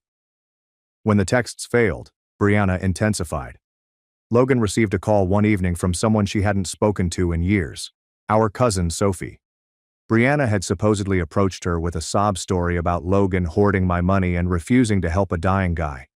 Sophie called Logan to obtain his side of the story, and when Logan revealed what was actually going on, Sophie was outraged. She tried to make me feel bad for not stepping up to help. She asked, "What's wrong with her?" It was not only Sophie. Brianna spent the next week reaching out to other family members, attempting to mobilize them against Logan. She painted Logan as a villain, keeping me under her control and refusing to help him out of anger. Most people saw through her, but a few fell for it and called Logan to express their concern. I couldn't believe Brianna was willing to go so far. It wasn't only about money anymore. It was about winning. Brianna wanted to shatter Logan, to force her to cave and give in, so she could feel in control. The breaking point occurred when Brianna arrived at Logan's residence with a lawyer. She didn't warn us or call ahead. She just showed up and demanded to speak. Logan answered the door, but refused to let Brianna in. "What do you want now?" she inquired, annoyed. Brianna motioned to the lawyer beside her. "I'm filing a legal petition," she explained, her tone arrogant. "You've been manipulating Jordan and mishandling the inheritance. I'm asking the court to remove you as custodian and appoint me instead." Logan did not even blink. "Good luck with that," she said, Brianna, slamming the door in her face. After that, it was official. Brianna wasn't simply trying to guilt me into giving her the money. She attempted to seize it by force. The court date was established, and Logan and I began preparing with our lawyer, Mr. Bennett. Brianna believed she had the upper hand, but she had no idea how much evidence we had against her. She'd picked the wrong fight, and she was about to learn the hard way. When the court date was set, it seemed like the quiet before the storm. Brianna's legal petition accused Logan of manipulating me, misusing the bequest, and attempting to dominate my life for her own gain. It was all nonsense, but Brianna was hoping she could spin her story convincingly enough to persuade the court. If she succeeded, the court would appoint her as my guardian, giving her power over my inheritance until I was 18. She wasn't asking for a portion of the money. She wanted it all. Logan was not rattled. She had seen enough of Brianna's games over the years to know how to remain calm under pressure. We worked carefully with our lawyer, Mr. Bennett, to gather as much information as possible to prove Brianna's objectives. Brianna came at court, accompanied by her lawyer and Logan. He appeared out of place, sitting in the rear of the courtroom with a scowl on his face, as if he would rather be somewhere else. Brianna, on the other hand, was totally in her element. She strolled in as if she were the hero of some dramatic story, exuding faux confidence and exaggerated care. Her lawyer began by portraying her as a caring sister who only wanted the best for me. "My client's sole intention is to protect her brother," the lawyer explained. "She is deeply concerned about the influence Miss Susan has over him and believes that the inheritance is not being managed in his best interest." I could feel my blood boiling as I listened. Brianna hadn't cared about me or my father in years, and now she pretended to be my rescuer.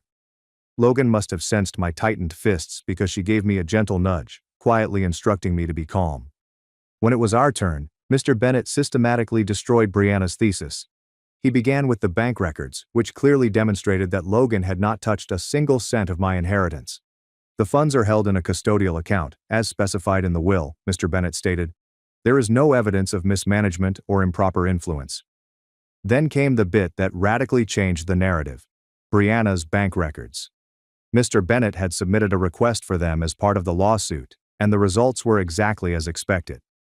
Brianna had gone through half of her fortune in just 6 months. There were fees for a brand new SUV, high-end kitchen items, luxury trips, and numerous other superfluous expenses. It provided a clear picture of someone who was financially reckless and desperate. Finally, Mr. Bennett showed me the text messages and voicemails Brianna had sent me during the previous few weeks. The court listened as her voice resonated across the room, appealing, demanding, and even threatening. "You're sitting on all this money while my husband is dying," one voicemail stated.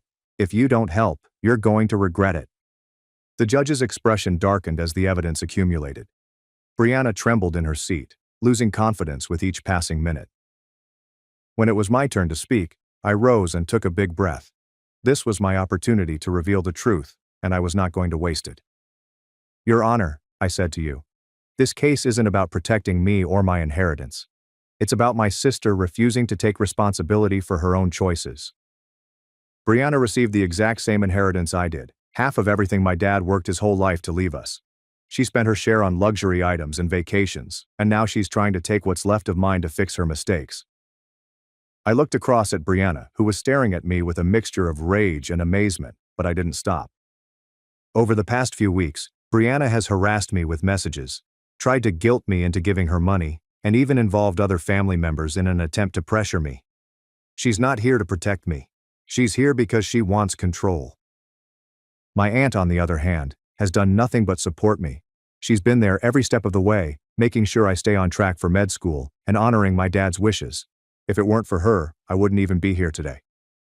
I sat down, my hands trembling slightly, and I felt a weight fall off my shoulders.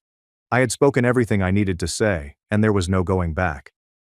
When Brianna was given the opportunity to speak, she expanded on her sob story. "I've always cared about my brother," she remarked with tears running down her cheeks. "I just want what's best for him. Logan's surgery is life or death, and I thought this family could come together to help. I didn't expect this kind of hostility." It was so phony that it made my skin crawl. Brianna had spent years treating Logan as an enemy, and now she was attempting to portray herself as the victim. But the evidence was stacked against her, and the court was clearly not believing it. After evaluating everything, the judge issued his decision. The evidence clearly shows that Miss Susan has acted responsibly in her role as custodian of the inheritance. Furthermore, the petitioner's financial history and personal communications reveal a motive that is self-serving rather than protective of the respondent's interests. The petition is dismissed. Brianna's face turned bright crimson, and her jaw tightened so hard I feared she'd shatter a tooth. But the judge was not done. This court will also investigate whether the petitioner's claims and submitted evidence constitute perjury or fraud. If found guilty, there will be consequences. After a review, she was found guilty of filing false claims and attempting to conduct fraud. The ramifications hit her hard. They penalized her for wasting court resources, ordered her to attend treatment to address her deceptive behavior, and issued a restraining order to keep her away from me and my aunt. I could hardly control my relief. Logan gently squeezed my shoulder, and for the first time in weeks, I felt like I could breathe again. Brianna tried to catch up with us as we exited the courthouse, but Logan stopped her with a single look. "We're done here," she stated firmly. Brianna paused in her tracks, her hands balled into fists, but she said nothing. She knew she had lost. Logan remained silent the entire time, undoubtedly recognizing he couldn't speak his way out of this situation. Brianna muttered angrily under her breath as they went, but I didn't care what she had to say. The fight was finished, and we had triumphed. Walking out of the courtroom, I felt like I regained control of my life. Logan and I had kept our ground, and Brianna's plans had failed horribly. She believed she could use me and everyone else to obtain what she wanted, but in the end, she had just shown herself for who she truly was. And now she couldn't touch me or my future. My sister built a brand on neurodiversity. Then she erased me, the autistic daughter from the family, so I spoke out, and the internet listened. Being deleted isn't always dramatic. Sometimes it's so silent that it nearly seems courteous. We were standing in my folks' dining room. Everyone had been hurried indoors for the big reveal. My brother described it as if we were about to see a new automobile or gender. It was a mural, a hand-painted family tree that filled the full wall. The kids gave me a financial gift, but not a creative one. They did not want my feedback. "We've got it covered," my sister replied. "Just chip in your third." So I chipped, like I always do. The curtain fell with a little flourish, and the audience gasped. My father laughed. My mother wiped a tear. My sister virtually bowed. People applauded because that is what happens when you are informed you are experiencing something significant. And it was impressive. I will give them that. The tree was huge with sweeping limbs, exquisite calligraphy, and gold embellishments. It had names. So many names. Cousins, second cousins, in-laws, and babies. Even the family dog left a paw print. I recognized the majority of them, not because we were close, but because I have a great memory. It comes in useful when your personality needs to be studied, rehearsed, and continually re-edited in order to be tolerated. I smiled and clapped along. There are no red flags yet. I walked closer, inspecting the branches with confused fascination. I found my older sister immediately away. Large, bold text, along with photographs of her twins and spouse. My younger brother's name appeared on the other side, beneath a proud little scroll that read, "Regional Sales Manager." He sells appliances. You would think he invented electricity. Next, I looked for my own name. It was not there. Don't panic. It was a large tree. Perhaps I was nestled lower down. Perhaps the artist used my complete legal name rather than my nickname. I scanned again, this time slowly, from left to right and bottom to tip. Still nothing. I examined the spouse clusters just in case. Nope. I'm not married, but neither is my cousin Emily, who received her own leaf, complete with a miniature watercolor of her rescue cat. I examined every name, all 112 of them. Except for me, Everyone else in the room was on that wall. For a while I wondered if I had merely gone temporarily blind, was dreaming, or both. I stared at the painting intently, as if I could squint myself into reality. Nothing. The first emotion I felt wasn't fury or grief, it was embarrassing. That creeping heat under your skin that makes you feel both invisible and exposed, as if your zipper was unzipped and someone was live streaming it. I did not cry. I didn't ask any questions. I strolled quietly into the bathroom and locked the door. It was not about the need for privacy. I only needed a few undisturbed minutes to believe what had actually occurred. I sat on the closed toilet, glanced at the floor tiles, and allowed my brain to do what it does best: sort information. The facts were simple. I helped pay for a mural. A mural featuring nearly 100 people. My siblings and parents approved the mural, and no one thought to include me in the planning process, which lasted weeks, if not months. Or they considered it but decided not to. That was the aspect that struck me. The intentionality of it. It was not an oversight. Oversights can't withstand 4 drafts, a deposit, and a wall. After a while, I realized I had been sitting there for over half an hour. Nobody had knocked. Nobody had texted. Nobody had even noticed I was gone. I poured water on my face, gently dried it, reapplied lip balm, and adjusted my hair. When I re-entered the dining room, the mural remained the focal point. People were taking selfies in front of it now, pointing at their names as if they had won something. My mother was near the drinks table. I walked over, smiling as if nothing had occurred. "Hey," I said nonchalantly. She became cheery.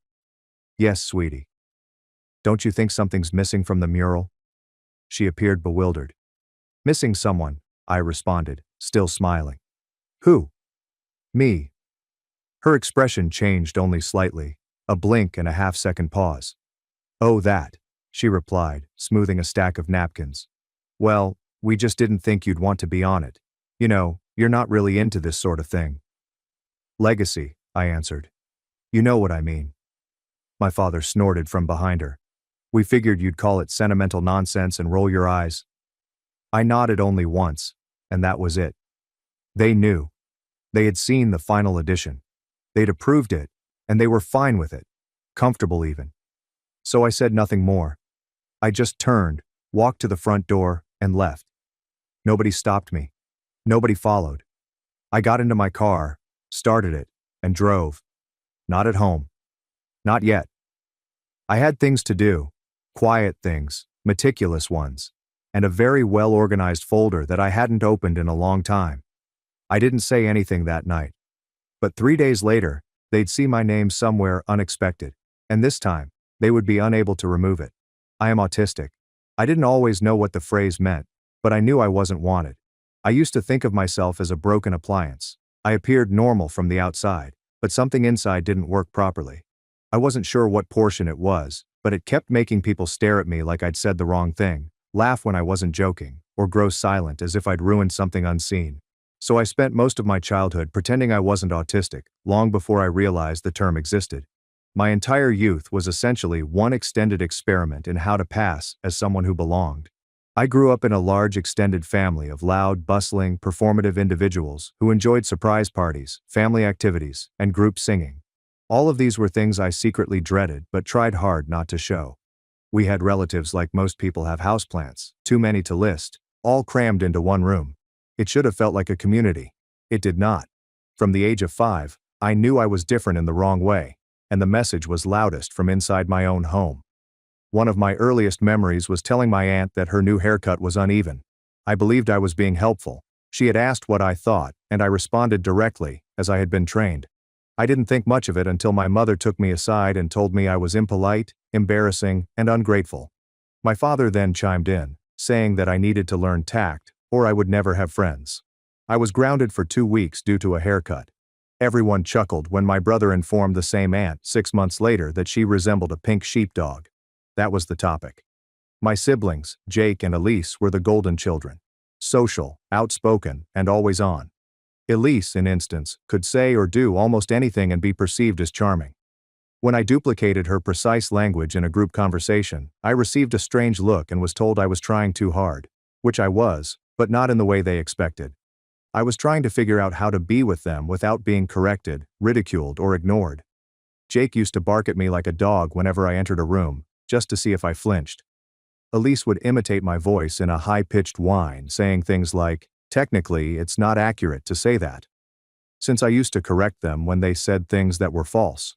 You know, like a normal kid who cared about facts. My parents witnessed it.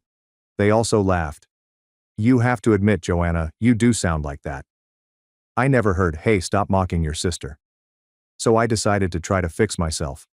I didn't do it to improve my networking skills or because I enjoyed reading. I did it out of desperation. I had bookcases full of books on communication, social skills, and body language. Titles include How to Talk to Anyone and Social Rules for Children.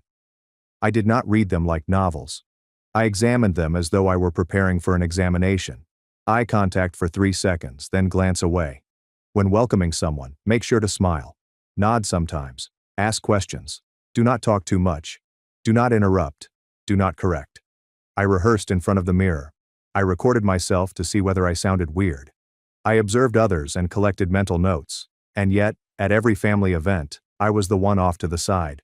Too silent, too intense, and not entertaining enough. I'd sit at the kids' table until I was 16 because no one made room for me at the adults' table, and no one invited me to participate in anything else. When I tried, when I smiled, joined conversations, and adopted the appropriate tone, they'd say, "Why are you acting like that?" I was stuck. If I were myself, I'd be a problem. If I masked, I looked strange. Regardless, I lost. In school I excelled. Not socially, but academically. Science makes sense. Programming makes sense. Cells, logic, and algorithms did not mind if I created the wrong face. They just worked or didn't. I received a full ride to university for biology and computer science. I completed my PhD, began lecturing part-time, and worked in research. I now earn more money than anyone else in my family, but no one mentions it, except when it's time to prepare a large family gift.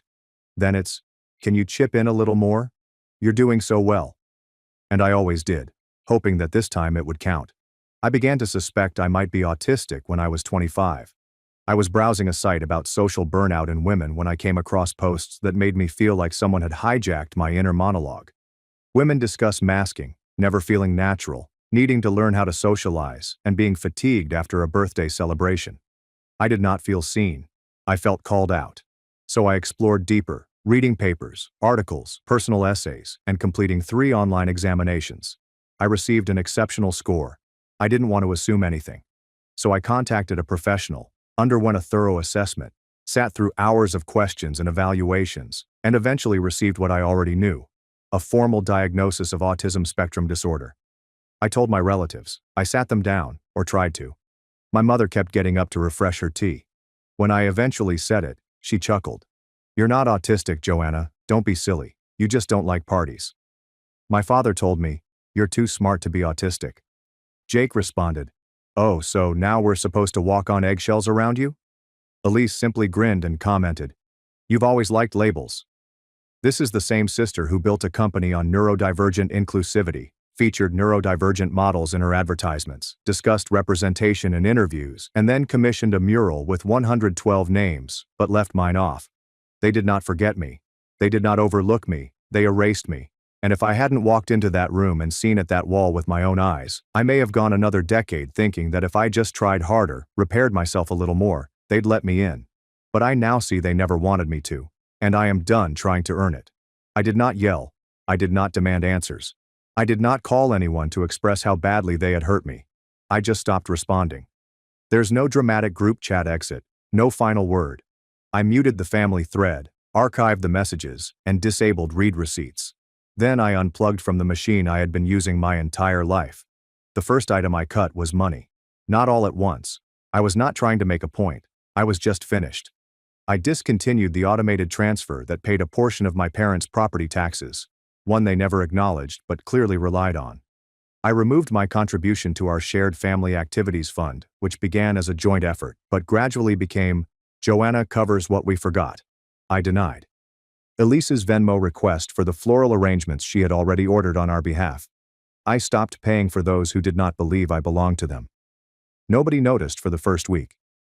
I watched quietly while the group conversation buzzed with filtered party photos and post-event compliments. Then someone mentioned the missing birthday deposit for our cousin Lily's daughter. Jake responded, "Did anyone cover Joanna's part?" It bounced. Elise replied, "Pretty sure she just forgot. Can one of you follow up with her? She might be overwhelmed again." Overwhelmed. It was their favorite word for me. Not autistic, excluded, or betrayed. Only overwhelmed. As if I'd tripped over my own shadow again. A few days later, Elise left me a voice message. I listened to it once, then again, to be sure I hadn't imagined the tone. "Hey, so I know things have been a little weird, but I just wanted to check in. We really missed you after the party, and I know you've been sensitive lately, but you know we love you, right? Like obviously you're important to the family. Anyway, let me know if you're okay. Also, if you could send your third for Lily's gift today, that would be amazing. No pressure." I did not respond. The next morning, I received a forwarded invoice and a passive-aggressive "just circling back" email from Elise's assistant. I removed it. Then began the guilt parade. My mother left a voicemail in which she clearly tried to seem calm but utilized her sing-song panic voice when everything were breaking apart. "Joanna, sweetheart, I don't know what's going on, but this isn't like you. You've always been so generous and dependable. I know the mural was complicated, but we were just trying to do something special. We didn't mean to upset you. Please don't let this ruin the whole family dynamic." The overall family dynamic. That is what she termed it. Not what they did, but my attitude to it. They didn't receive it since they did not want to. They painted me out and laughed in my face when I mentioned it. And now they were perplexed. I didn't want to continue being their silent benefactor. I was not angry, not anymore. I just wasn't available. I had energy again.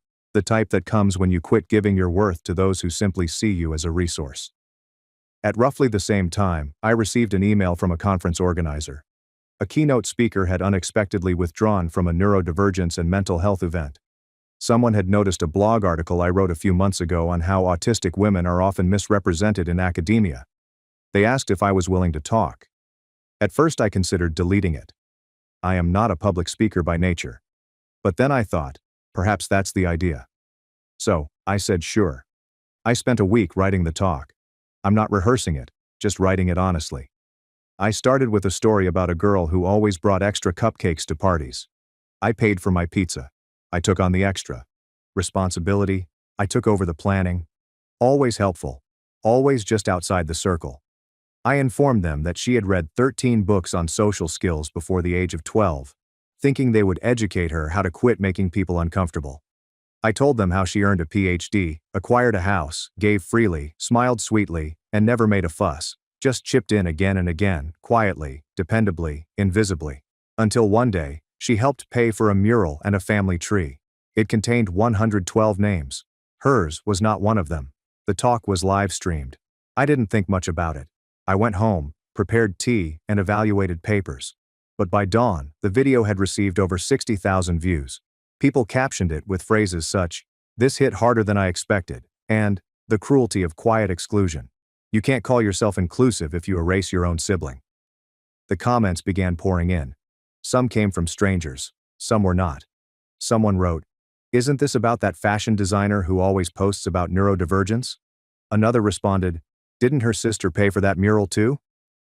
I remember the photos. I didn't say anything, but I didn't need to. And then, an unexpected event occurred. They sued me. I should have seen it coming, but I didn't. Not because I didn't know who I was dealing with. I knew. I really hoped they wouldn't be so ignorant, petty, or delusional. But no, they were just that. The envelope arrived via courier. A man in a suit brought it to me, as if I were being served in a drama.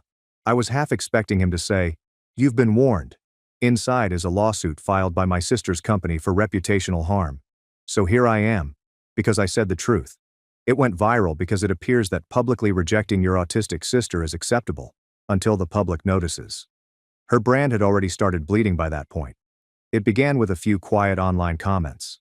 Then people started sharing video from the conference, including my address, with remarks like, "She paid for the mural. Her name wasn't even on it." It's funny how some inclusive brands only include those who make them look good. 112 names, not hers. People posed questions. And when you've built your entire business on the concept of diversity, questions like that are poison. Partnerships became silent. A model backed out. An influencer canceled a project and shared a cryptic story that everyone knew was about Elise.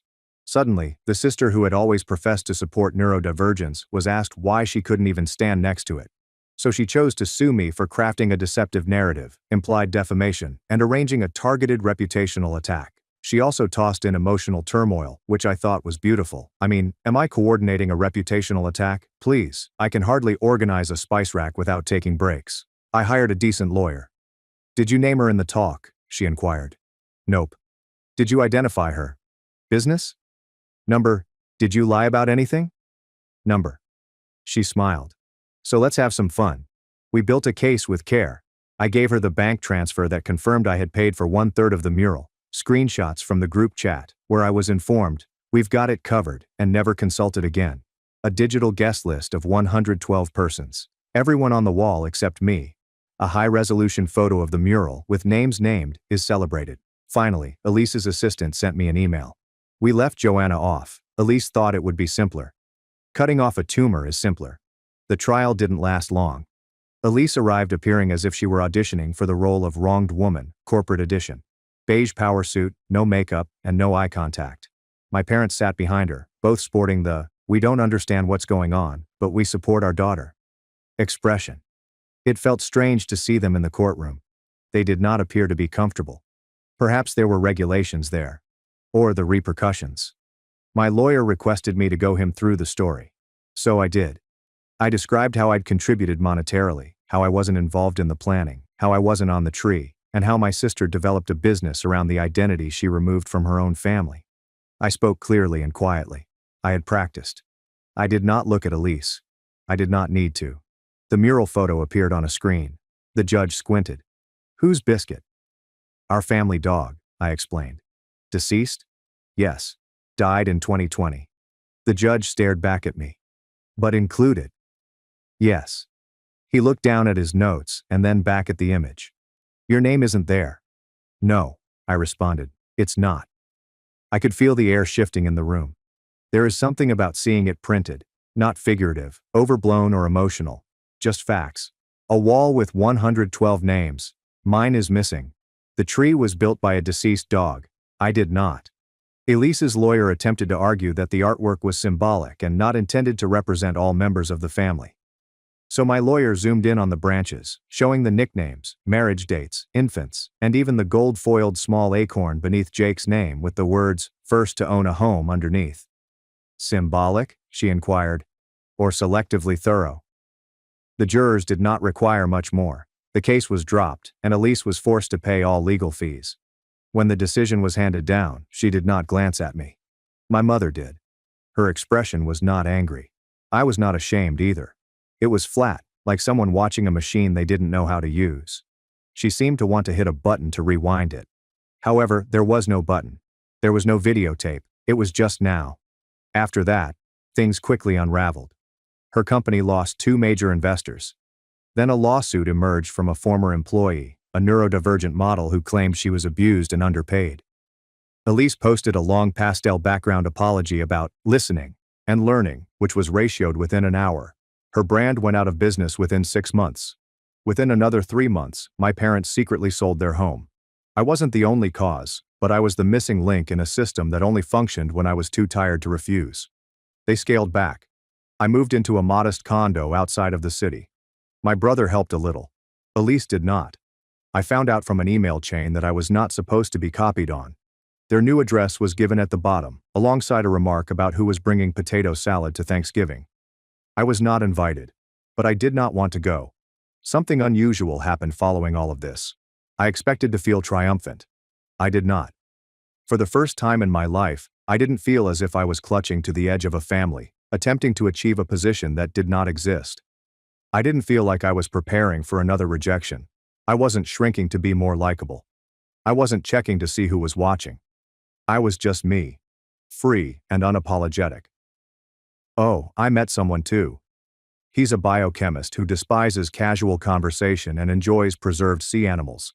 He does not flinch when I speak exactly what I mean. Don't call me chilly since I don't fake a smile. Do not try to fix me while I'm overwhelmed. Simply ask, do you want solitude or company? Sometimes we sit in complete stillness for hours. It's the loudest peace I've ever experienced. I used to believe that if I just did everything right, if I was kind enough, helpful enough, and polished enough, my family would notice me. But now I don't need to be seen by those who only saw me when I was useful. I see myself. And that's it. It has been a few years now. I went to real treatment. Not the kind where someone tries to change your behavior, but the kind where you can actually ask, who am I if I'm not performing for survival? Unmasking was not a switch. It was a slow, unusual, and uncomfortable procedure.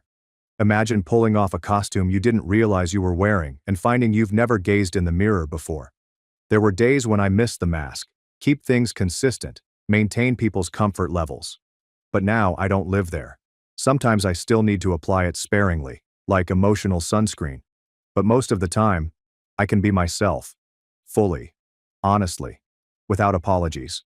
I'm also engaged now. He sees me, not the polished or edited version. He kisses me, and he enjoys that version. That is still a little wild to say aloud. I have not spoken with my family since the lawsuit, and I don't intend to.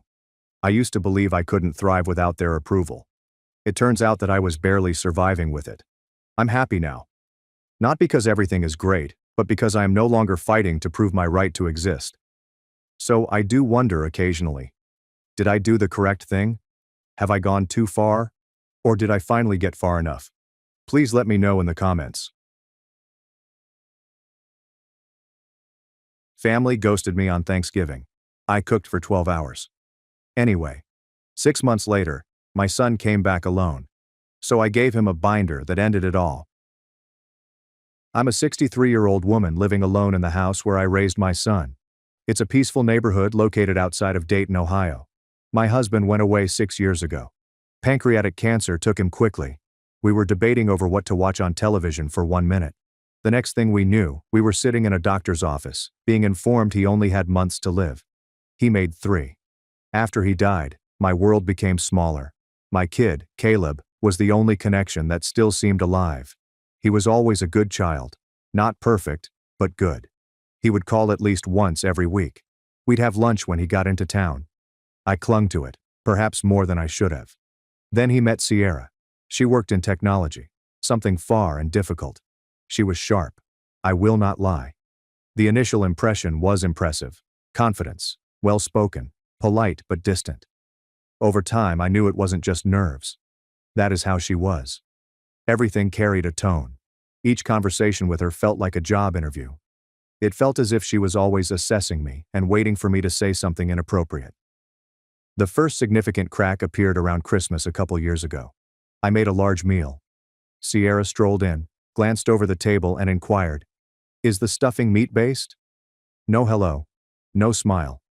"This is just a checklist." I said yes. She did not touch it. I barely touched anything. She brought her own meals in Tupperware. She phoned ahead the next year. I was told that if I wanted them to come, I needed to agree not to make anything with a face. No turkey, no ham, and no eggs. I didn't understand, but I said okay. I prepared a meatless dinner. It wasn't perfect, but I tried. I even baked her a vegan chocolate pie. She took one bite and commented, "Did you use canned coconut milk? That brand contains guar gum, which is bad for digestion." That ached, but I let it go because I wanted to see my son. That was the part I kept holding on to. Then they had a baby. I cried when Caleb informed me they were expecting. I hadn't sobbed for years. I went up into the attic and took down the ancient crib my husband had built. Jack made it by hand. We sanded every inch. I painted it light blue. It held our son for 3 years. I polished it. I fixed the screws, purchased a new mattress. I discovered all of Caleb's old toys, wood blocks and plush animals. I washed each one, photographed them, and mailed them. To Sierra. Her response: "We appreciate the thought, but we're avoiding gendered toys and vintage materials that might be unsafe. Please don't hold on to anything for us." Just like that. No thanks. There's no kindness. I still have them. I stored them in the guest room. Deep down, I hoped she would alter her mind. Then came Thanksgiving. I called Caleb a week prior. I asked if they were coming. I told him I would make whatever they liked. Anything. I simply wanted to see them. He said he'd talk with Sierra and get back to me. 2 days later, I received a text from her, not him. We've decided to have our own celebration this year with people who understand where we're at in life. We don't eat with people who can't evolve. That one sentence clarified everything. It didn't involve food, toys, or ingredients. It was about me. She believed I was less. Old. Outdated. Ignorant. Useless. I didn't weep immediately. I was just standing in the kitchen with my phone in hand. I stared at the stove, the fridge, and the wall where my husband used to lean when I cooked. I cooked anyhow. Out of habit. Out of hope. I roasted the turkey, made the stuffing, sweet potatoes with micro marshmallows, and green bean casserole, the same recipes I had been cooking since 1987. I also remade the dry vegan loaf just in case. But no one arrived. I sat at the head of the table. One plate. There's no music. There's no conversation. Just the ticking of an ancient wall clock. Following supper, I scrubbed the dishes. I didn't eat dessert. That night, something inside of me cracked. I entered the guest room and turned on the light. I gazed at the cot, the toys, the baby books, and the small socks I had purchased from the secondhand shop. I took up one of Caleb's old teddy bears and simply stared at it. It seemed like grief, but not to my spouse this time. It was for the family I believed I still had. At 1 a.m., I was unable to sleep. I loaded the cot, high chair, toys, blankets, and books into my van. It required 4 trips. I did not even cry while doing it. I was numb. The next morning, I drove everything downtown. There is a women's refuge near the bus station. I told the woman the truth. I saved all this for my grandchild, but they don't want it. Maybe someone here will. She grabbed my hand and squeezed it. She said nothing, just nodded. It was the nicest thing I'd felt in a long time. A week passed. By silence. Then Caleb called. "Hey, Mom." His voice was tense as if he was attempting to be nonchalant but falling short. "Sierra and I were thinking of coming down this weekend, so you can meet the baby." I did not respond right away. I waited till I could communicate clearly. "Why now?" He paused. "I guess we just realized family matters." I stood in the hallway, staring at the portrait of him as a little boy. "There's nothing here for your baby anymore," I explained. "You made your choice. I've made mine."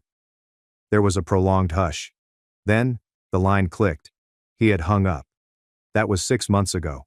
I have not seen them since. 3 weeks ago, Caleb arrived at my door by himself. What he told me altered everything. Caleb arrived on a Saturday morning. There was no warning, no text, simply his car driving into the driveway as it did when he was in college. I was sitting in the living room, folding laundry. I peeked out the window and watched him exit the car alone. No baby carrier. No Sierra. He looked different. Tired. Not just the new parent is fatigued. Tired and worn down. His face was paler. His eyes are hollow. His shoulders dropped when he noticed me at the door. I didn't open it immediately. I just stood there waiting and watching. He raised his hand to knock, but stopped when I opened the door. "Hi, Mom," he said. I didn't respond. I merely stood aside. He took it as a yes. He walked in slowly, as if the floor would collapse beneath him. I sat down on the couch without being asked. I remained standing. "Lastly," I stated, "why are you here?" He did not glance at me. His gaze remained fixated on the old coffee table, the one with the scratch he made when he was 7. "I'm sorry," he replied. Quiet. "I'm really sorry." I still waited. "She left," he said. My heart didn't race. My stomach did not flip. I felt nothing at first, just feeling numb again. "When?" I asked. 2 months ago. He claimed she took the baby. She said she wanted some space. They said I wasn't supportive enough. She's currently in Seattle with her sister. I swallowed hard and he looked up at me. His eyes were crimson. "I haven't seen my daughter in 8 weeks. She won't let me FaceTime her. Won't send pictures. She says I'm emotionally unstable and too tied to regressive influences. That means you, Mom." I did not say anything. I just sat across from him. "I didn't defend you," he said, his voice shaking. "I let her push you out. Every time you tried to help or reach out, I let her shut it down. I told myself it was easier to keep peace with her than to stand up for you. I was weak." He ran 2 hands through his hair. "I thought I was being a good husband. I thought compromising meant keeping things smooth. But I gave up too much. I let her cut you out. And then she cut me out too." I leaned forward carefully. Why are you really here, Caleb? He caught my gaze, and for the first time in years, I recognized my son, not the guy she'd molded him into. I need your help, he said. He retrieved a folder from his bag. Legal documents, custody forms, SMS, and emails. She's filing for sole custody, claims I'm not safe, that I let toxic people near the baby. He paused. She named you in the documents. Said you tried to give her outdated, dangerous items, and that I exposed our child to a woman resistant to growth and modern parenting values. I looked at the folder and then at him. I've already met with a lawyer, he stated. But the judge is leaning her way. She has money, her family's helping her. I'm not asking you to take sides. I know it's a lot. I need someone who remembers who I was, who can tell the court I'm not what she says I am. I leaned back and folded my arms. And why would I do that? I inquired. Why should I fight for a man who left me out of his life, who stood by while his wife made me feel like trash? His eyes flooded with tears, but he did not beg. He only nodded slowly. You're right, he replied. I don't deserve your help. And for a long time, neither of us said anything. But then I noticed something. Something he could not fake. Shame. It's a real shame. I got up and walked into the guest room. I hadn't gone in there since the night I handed everything away. I opened the closet. One item had been left behind. A tiny book titled, Guess How Much I Love You. I intended to put it in the donation bin, but it somehow slipped between the shelves. I brought it back into the living room and placed it on the table in front of him. Start by reading this to her, I told her, even if she can't hear you right now. When he looked down at the book, he began to cry. I did not hug him. Not yet. But I did not ask him to go either. That was 3 weeks ago. Sierra's sister recently shared a photo on Instagram. A photo that altered everything. And gave me a notion for a revenge I never dreamed I'd carry out. Sierra's sister posted the photo on Instagram. I don't follow her, but a neighbor's daughter, who is still in touch with Caleb, noticed it and forwarded it to me. It featured Sierra enjoying an outside breakfast, smiling broadly and clutching a mimosa. Her daughter, my granddaughter, was seated on the lap of another mother. That part did not hit me right immediately. I was too concentrated on Sierra's expression, as if she were impenetrable and the entire universe had conformed to her way of doing things. But then I looked more closely. The woman holding the infant was not her sister. I zoomed in. She was in her late 30s and held my granddaughter as if she were her own. She wore a gold necklace around her neck and a slender bracelet with a heart-shaped pendant on her wrist, with the caption, Brunch with my favorite people. Love being part of your little village, sweet girl. The account was private, but the username was marked as @angelm.lake. I showed Caleb the photo that night. He turned pale. That's Marissa, he answered. Sierra met her in an online parenting group. They've been getting close, but she told me Marissa was just helping out with babysitting. He contacted his lawyer the next day. Sierra had not simply relocated to Seattle for room. She had signed a temporary lease with Marissa. Shared custody was not her intention. She wanted to replace Caleb entirely, he told me. She's building a case that I'm irrelevant. And now I'm starting to believe she planned this a long time ago. I said nothing, but I also believed it. I'd seen how she operated. She did not argue. She removed it. She erased. Clean and silent, just like she had with me. So I made my selection. I asked Caleb to let me handle the next phase. He did not like that. He said he didn't want me trapped in the middle, but I wasn't in the center anymore. I was already outside of it, looking in. I remembered something from some years ago. When Caleb and Sierra initially started dating, she would send me unsolicited articles about parenting techniques, food safety, emotional toxicity, and other topics. One of them had written a lengthy blog article about ethical parenting spaces. I remembered the name, Roots and River Collective. I did a Google search. Sure enough, they were based in Seattle.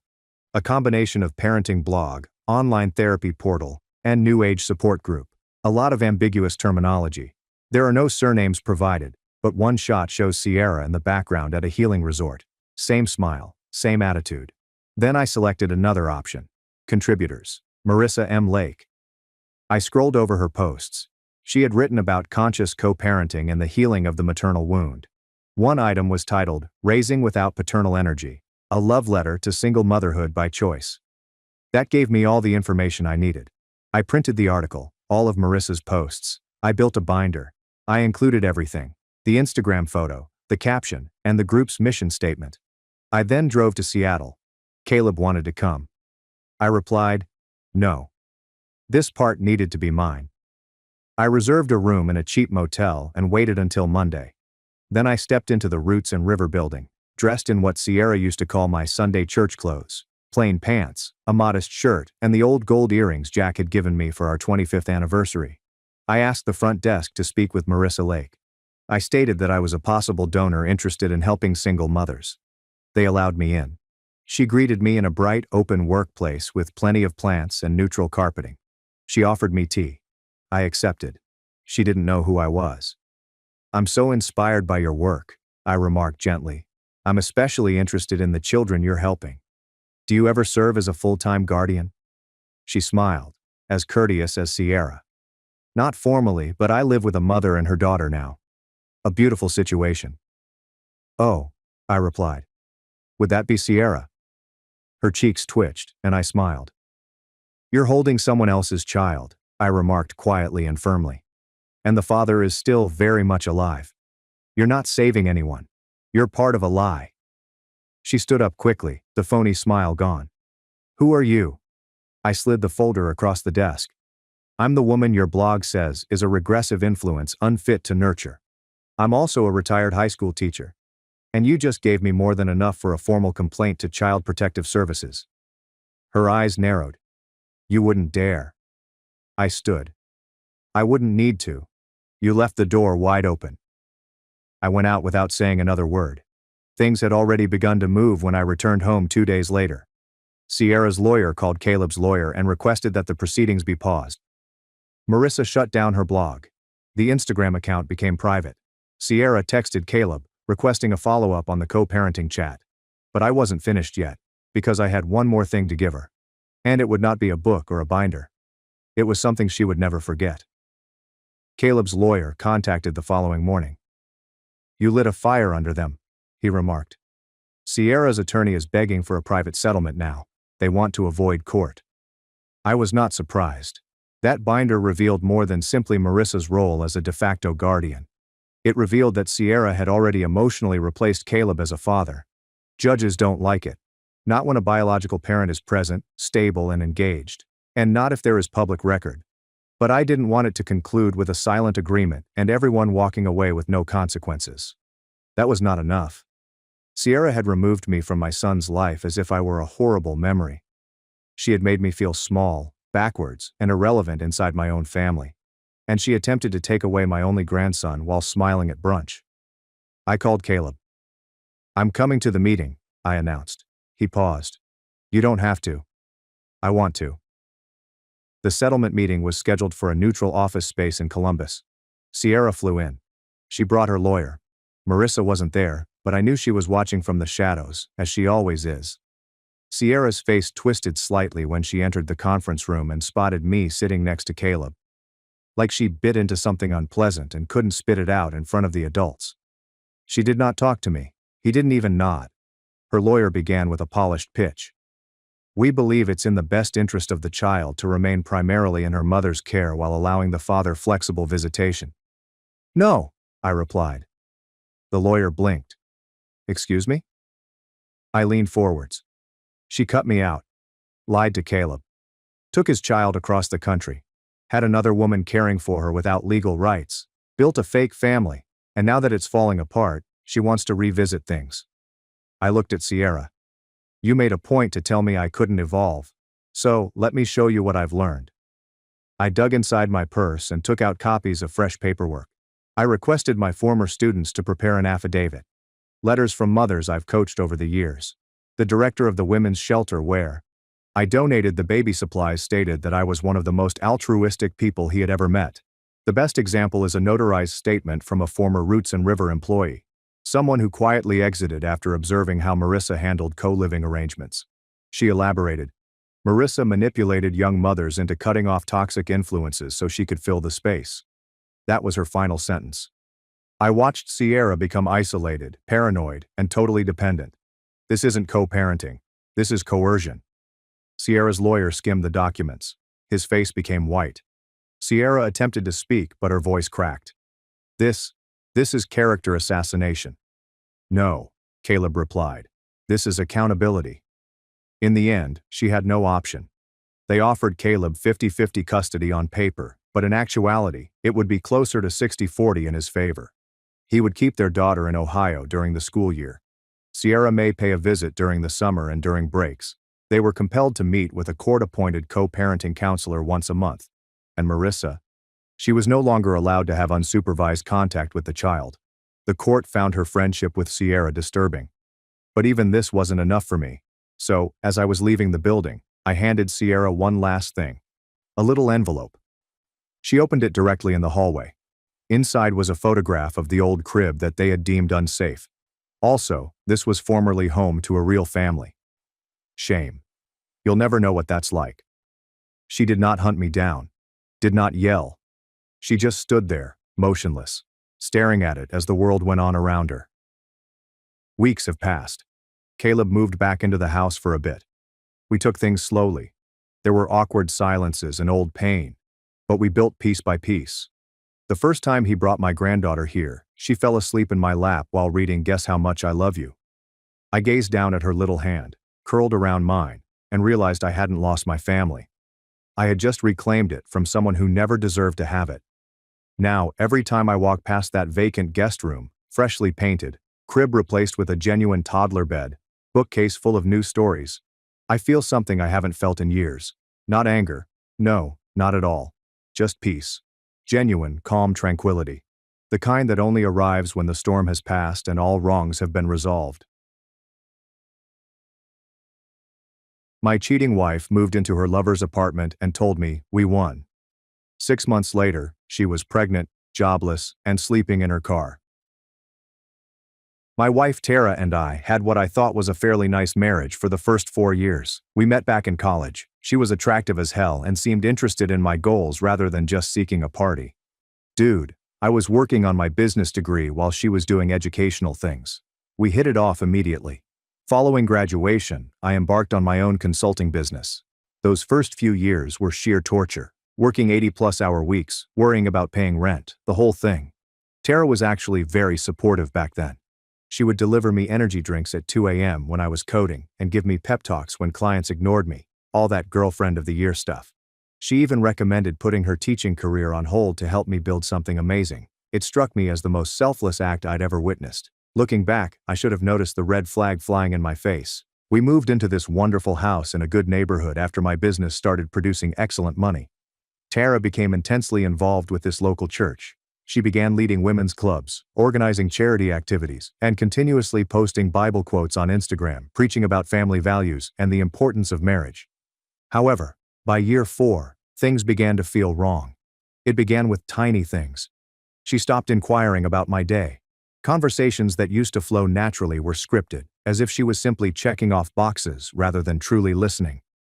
I'd ask simple questions like, "How was Bible study? Who showed up?" And she'd respond vaguely, clipped, as if she was in a hurry to shift the subject. What threw me off guard was her sudden interest in our finances, mainly my finances. Previously, she had been fine with having access to the credit cards and never inquired about the business. She suddenly wanted to know specific numbers. "How much did we make last quarter?" she would inquire unexpectedly. "What's the business value now? Do we have assets I don't know about?" At first, I assumed she was simply showing an interest, perhaps wanting to become more connected. Then I discovered she was photographing the financial statements I had left out. I discovered her looking through my office files one night when she thought I was sleeping. "Just organizing," she said, but I saw her scanning documents with her phone. Things were gradually escalating, and I could feel the tension between us increasing as the days passed. Then I noticed shifts in her routine. Her schedule became erratic, with late evenings and weekend trips that didn't match up. She'd leave the house wearing one clothing and return in another, dismissing it with a casual, "Oh, I spilled something." One night, I mentioned how little time we spent together now, how she appeared different. She rolled her eyes. "You're imagining things," she remarked, her voice flat. But she didn't look at me while she said it. Then she suddenly became quite protective of her phone. She bought new, sexier clothes, but I never saw her wear them. She'd come back with claims that didn't make sense, such as citing restaurants and towns we'd never been to or having receipts for only one hotel room, while she claimed 4 ladies had gone. I did not want to believe it. I assumed I was just worried as a result of my excessive workload. Then one night, she arrived home late, her hair slightly tangled, and her makeup more smudged than normal. There was a faint, strange aroma clinging to her. Something harsh, like a cologne I did not own. I asked casually at first. "Long night?" She hardly glanced at me as she kicked off her heels. "Yeah, Bible study ran late, then we grabbed dinner, you know how it is." Except I had no idea how that worked because Bible study used to stop at 8 and now she was walking past midnight as if it were normal. "Smells like someone spilled cologne on you," I commented, watching her reaction. That's when her posture shifted. Not guilty, but defensive. She scoffed and crossed her arms. "You're seriously paying attention now? Maybe if you weren't always at the office, you'd actually know what's going on in my life." That was not an answer.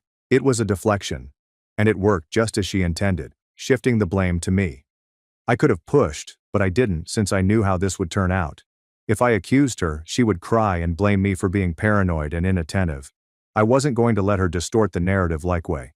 So I got smart about it.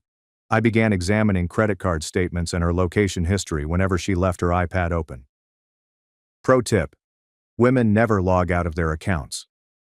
Every Tuesday and Thursday afternoon, she would spend exactly 2 to 3 hours at this place across town, an apartment complex.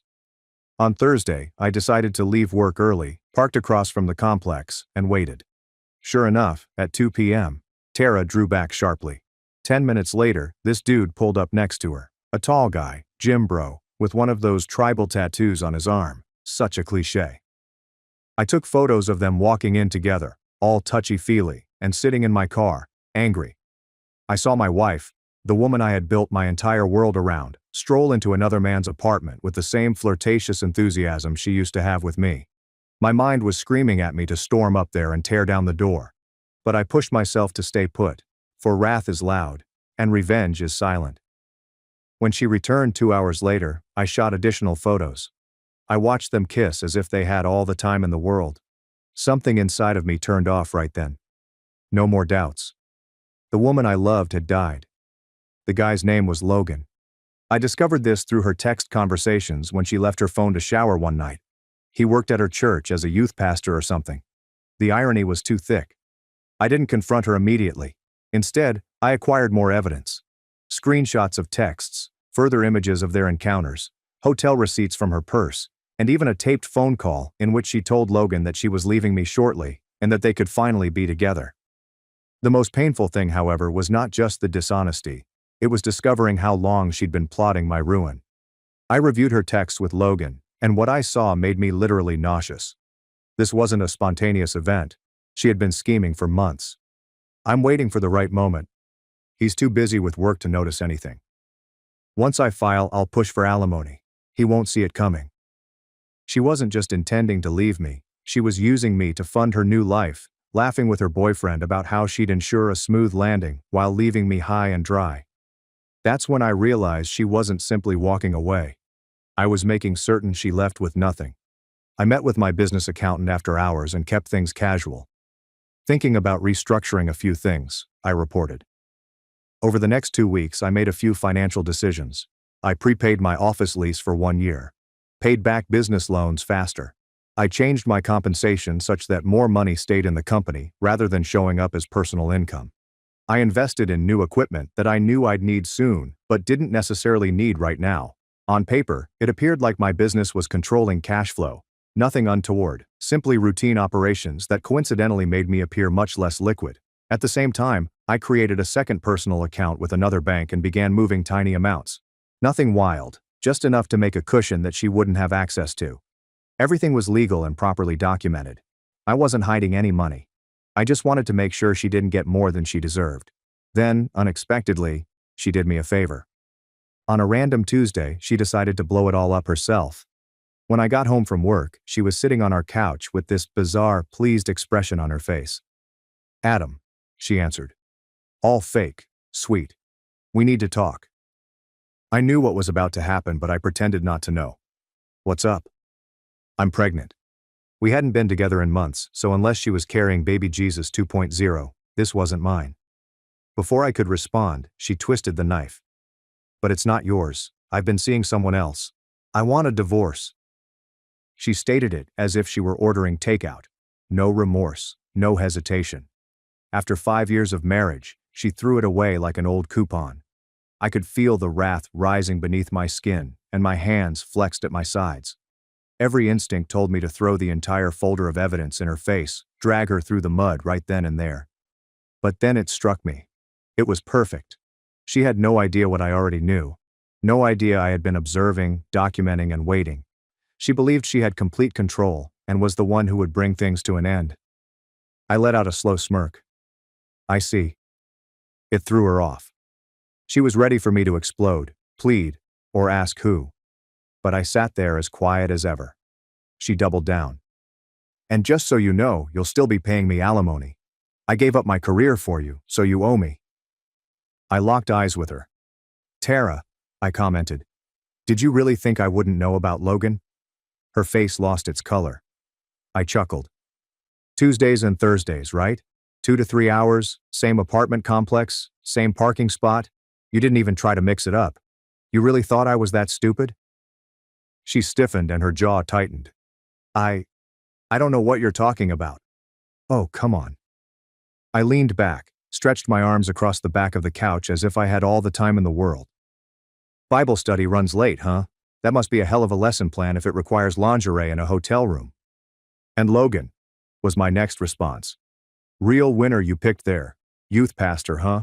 Wonder how his congregation would feel about him knocking up a married woman while preaching family values. She was now completely panicked. She sat up taller, her gaze darting around as if she were looking for an exit. How long were you going to play with me, Tara? I inquired, tilting my head. You and your little boy toy were waiting for the right moment, right? Planning to milk me dry before you ran off together. What was it you said? He won't see it coming.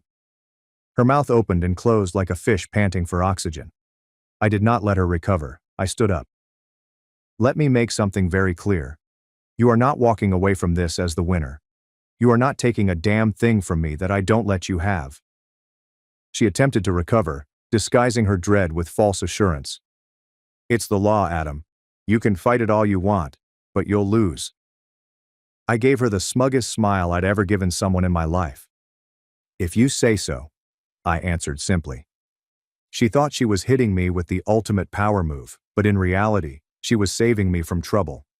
All I had to do was smile and make her believe she was in control. Meanwhile, I had already moved 5 steps ahead. The next 2 weeks were bizarre. Tara moved out practically immediately, directly into Logan's flat. She filed for divorce, alleging irreconcilable differences, which is sophisticated legal speak for, I want to bang other dudes without feeling bad about it. I met with a group of lawyers. The first 3 essentially informed me I was screwed. No-fault divorce state was probably their favorite phrase. Apparently the fact that my wife was banging the youth pastor and was knocked up by him didn't matter in court. But I kept seeking until I found an attorney. Let's call him Victor, who didn't sugarcoat things. Look man, I'm not going to lie to you, he told you. You're probably going to have to pay her something, but we can try to minimize the damage. When I showed Victor my financial statements, he raised his eyebrows. Interesting timing on some of these business expenses and restructuring, he commented, looking at me. He didn't say much more about it because he couldn't legally encourage me to hide assets, but I could tell he knew what I'd done. Well, this might help reduce the alimony calculation somewhat, but in this state, you're still looking at significant payments. That is when the wheels started turning. The courts may not care about her cheating, but her holier-than-thou church friends will. However, I resolved to keep my cool during the divorce proceedings. Let her believe she was winning, give her only enough rope to hang herself. Court day was weird. I arrived in my nicest suit. Tara arrived with her pricey lawyer, dressed modestly, as if she were auditioning for Sister Wives. It was almost funny how false the act was. Before we even started, the judge appeared to be extremely bored. Tara's lawyer spoke first, telling a sob tale about how she gave up her promising profession to support me, how she managed our home while I established my business, and how she deserved to be compensated for her services to the marriage. When it was our turn, my lawyer presented the evidence. Her adultery, the pregnancy, and the fact that she was already living with Logan. Her attorney stood up. "Your Honor, let's not forget that we are in a no-fault state," he added smugly, as if those 3 words erased everything she had done. While my client deeply regrets that her marriage did not work out, the law is clear. Marital misconduct is not a factor in determining spousal support. What is relevant is the financial disparity between these 2 parties. Hearing how carelessly she ignored all she had done made me want to smash the entire courtroom apart. She cheated. She lied. She became pregnant with another man's child, and I was still required to compensate her for leaving me. My lawyer tried to push back, setting out all of the information again and underlining that she wasn't simply leaving a marriage, but also establishing a financial safety net while living with someone else. But the judge only sighed, waiting for us to finish. When it was time for the ruling, he cleared his throat and lowered the hammer. While the court acknowledges Mr. Carter's concerns regarding his wife's infidelity, the law in this state is clear. Spousal misconduct is not a factor in determining alimony. Tara sneered at me from across the room. The judge proceeded. Given Mrs. Carter's financial dependence during the marriage and her current unemployment status, the court finds that she is entitled to spousal support. Mr. Carter will pay $4,500 monthly for a period of 4 years, or until Mrs. Carter remarries. $4,500 every month for 4 years to the woman who cheated on me while carrying another man's child. I felt as if I were taking wild medicines. But fortunately, my financial decisions paid off, sort of. Rather than being left with a $6,000 monthly payment, the judge reduced it to $4,500. Not ideal, but better than nothing. The greatest part? Tara and her lawyer had no idea about the money I still had stowed away, or that my business would miraculously recover once this was all done. Tara couldn't help but appear smug as we walked out of court. "Told you," she said quietly as we passed. "Should have just agreed to my terms from the beginning." Then she had the audacity to phone Logan in front of me. "Baby, it's done. We won." She giggled like a teenager. "He has to pay. I told you the judge wouldn't care about the other stuff." I said nothing. Just watched her walk away, believing she had pulled off the ultimate deception. But the game was only getting begun. I paid the first alimony check on time. I did not complain. Did not raise a fuss. Even sent a courteous email. "Payment sent. Please confirm the receipt." Tara seemed shocked that I wasn't a jerk about it. They probably expected me to be bitter, quarrel, and give her more ammunition. Instead, I was portraying the ideal ex-husband. Courteous, timely in payment, distant, but not unfriendly. She had no idea what was coming. Tara was more than simply a Harvest Community Church member, she was also their poster child. She oversaw the women's ministry, planned marriage retreats, and spoke on stage during services about God's design for holy marriages. Her father was a deacon. Her mother ran Sunday school. The entire family projected a wonderful Christian image, and I knew they'd throw her under the bus the moment they discovered who she truly was. I'd been gathering everything: DNA test results, time-stamped images of her and Logan, screenshots of their obscene texts, hotel receipts, and even a recording of her insulting her church buddies for being uptight prudes. That one was especially juicy. I put everything in a neat, professional folder, added a cover letter that was quite polite and proper. To the elders at Harvest Community Church, I regret bringing this to your attention, but as a fellow believer, I believe it is my job. My ex-wife, Tara Carter, who oversees multiple ministries in your church, has been engaging in behavior that defies your church's principles. I've given documentation of her affair, which began during our marriage and resulted in an unrelated pregnancy, as proven by DNA testing. Tara is now living with this man and receiving considerable alimony from me.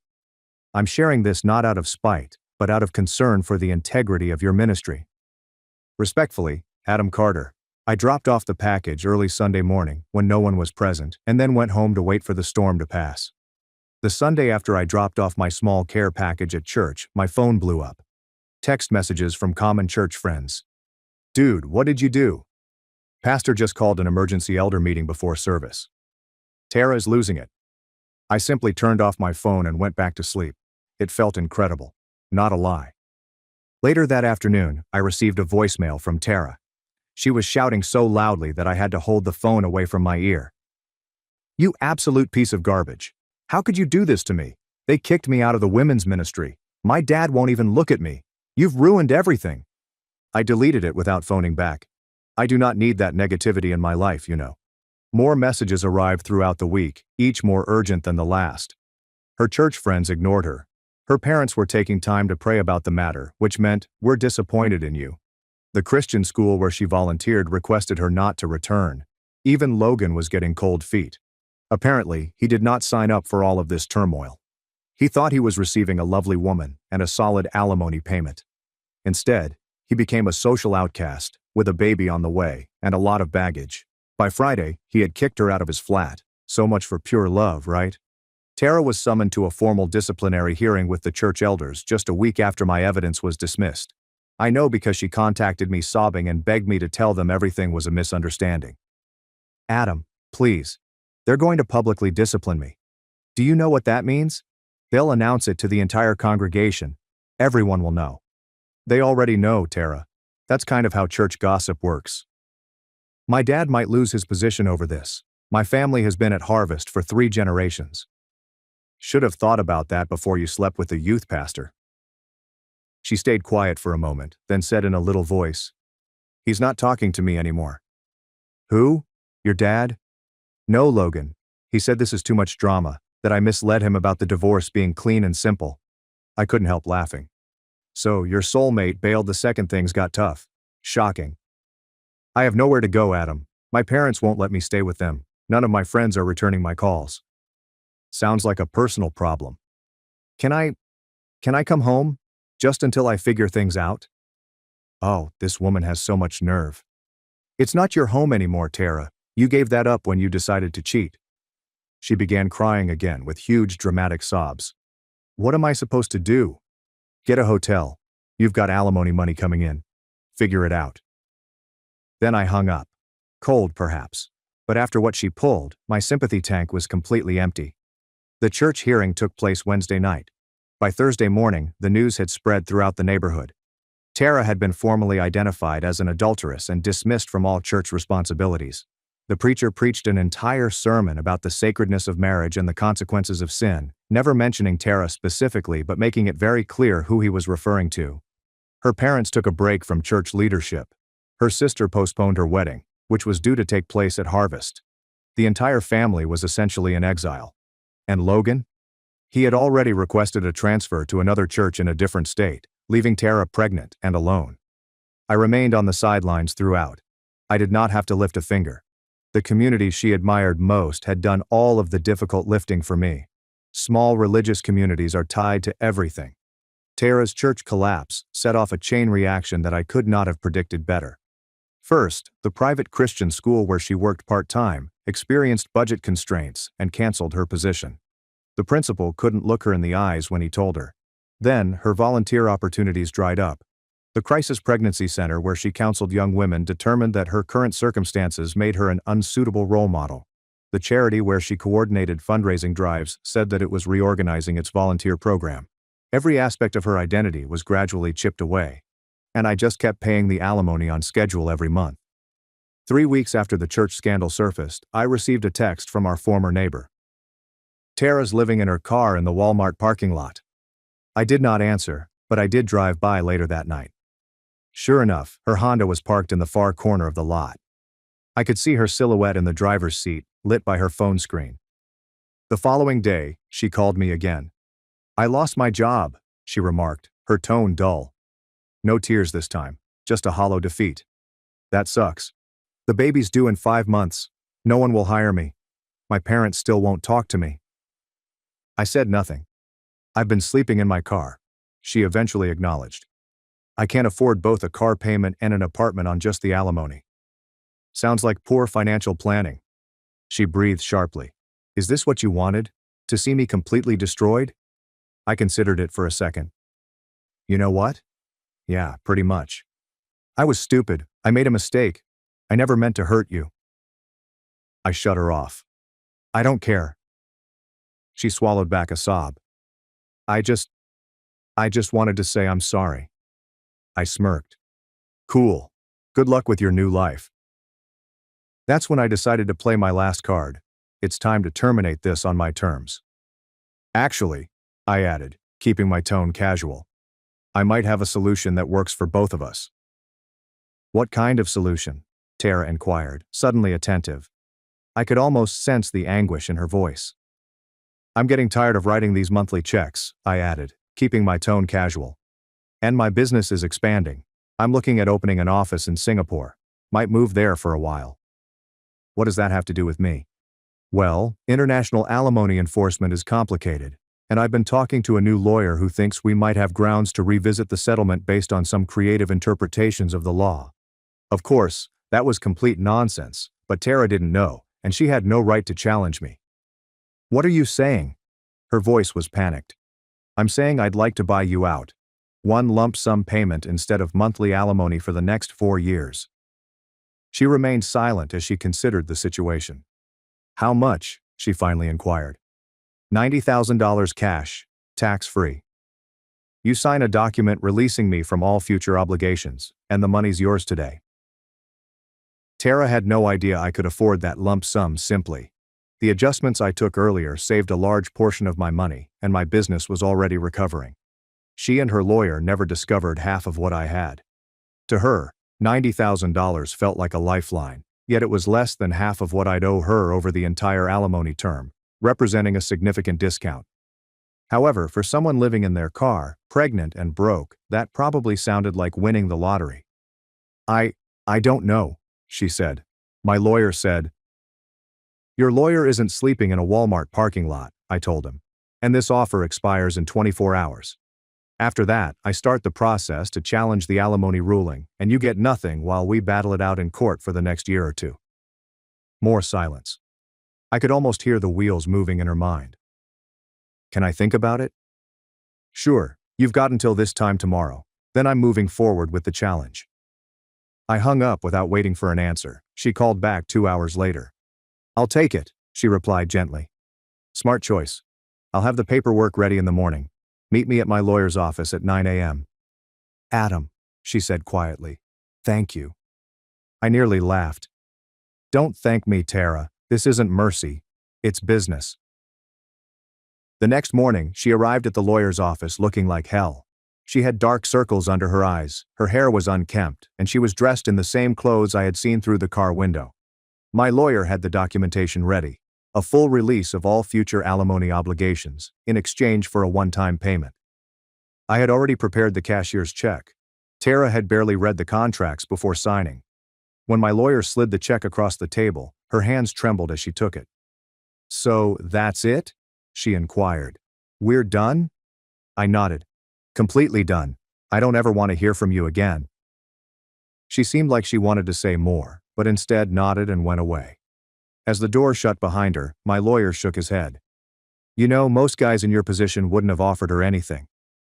I told him it was worth $90,000 to be free from her forever, and I intended it. The monthly payments didn't damage me financially, but they were a continual reminder of how she had duped me. Now I was entirely liberated, free to move forward without her shadow hanging over me. Besides, I knew Tara. She'd spend that money in 6 months and then have nothing. No alimony, no employment opportunities, and no backup plan. Meanwhile, I would be establishing my empire, living my best life, and never looking back. Around 6 months later, I ran into her at a gas station. I didn't plan it. It was just one of those random events. She looked rough, possibly pregnant again. I didn't ask or care. Driving a beat-up old Civic instead of the luxury car she had during our marriage. She stopped dead in her tracks when she spotted me filling up my new BMW. I nodded at her to be polite, you know. She walked over with hesitation. There was uneasy silence. Then she said, How are you? I shrugged. Business is good. Life is good. She nodded and looked down at her feet. That's good. More uneasy silence. The money's gone, she finally said. I had to pay off debt, and the rest went to rent and food. I simply gazed at her. Not my problem. I know, I don't know why I'm telling you this. I finished pumping gasoline. Well, good luck with everything. I began to go back into my car, but she remarked, I'm sorry, Adam, for everything. I really am. I gazed at her for a long time. Was it satisfying to watch her like this? Honestly, not as much as I expected, but I didn't feel sorry for her either. Too little, too late, Tara.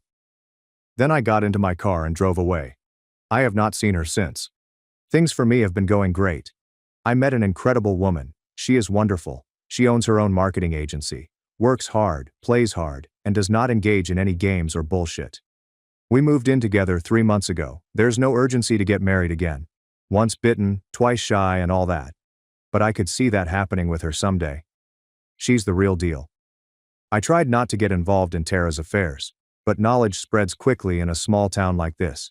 Furthermore, we still have some mutual acquaintances who periodically send information my way. How much did I give her?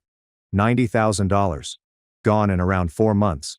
Apparently she utilized it to pay off credit card debt I had no idea about.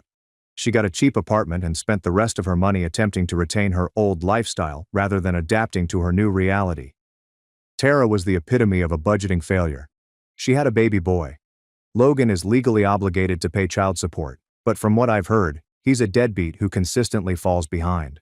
As previously said, he relocated to Ohio and has little to no contact with the child. I guess his call to youth ministry didn't extend to his own children. Shocking. Tara attempted to continue her teaching career, but her reputation followed her. No Christian school would accept her, and public schools required recent experience, which she lacked. Last I heard, she was working in a call center, earning little more than the minimum wage. The true karma is what occurred with her family. Her parents eventually forgiven her after roughly 8 months of shunning, but the relationship is still tense.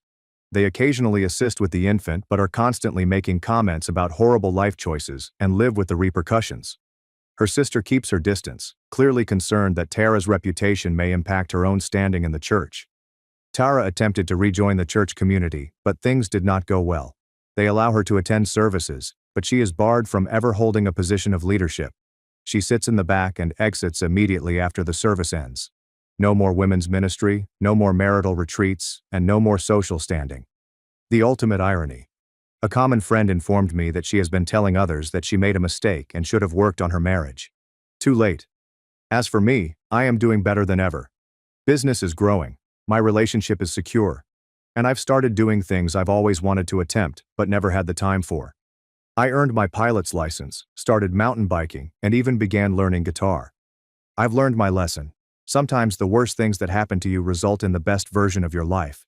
You simply have to be willing to destroy the necessary bridges and never look back. I have more important things to focus on. Oh, and one last thought for anyone going through something similar. Document everything. Take screenshots, save texts, get evidence. It may not aid in court in no-fault divorce jurisdictions, but knowledge is power, and you never know when you'll need it. Goodbye.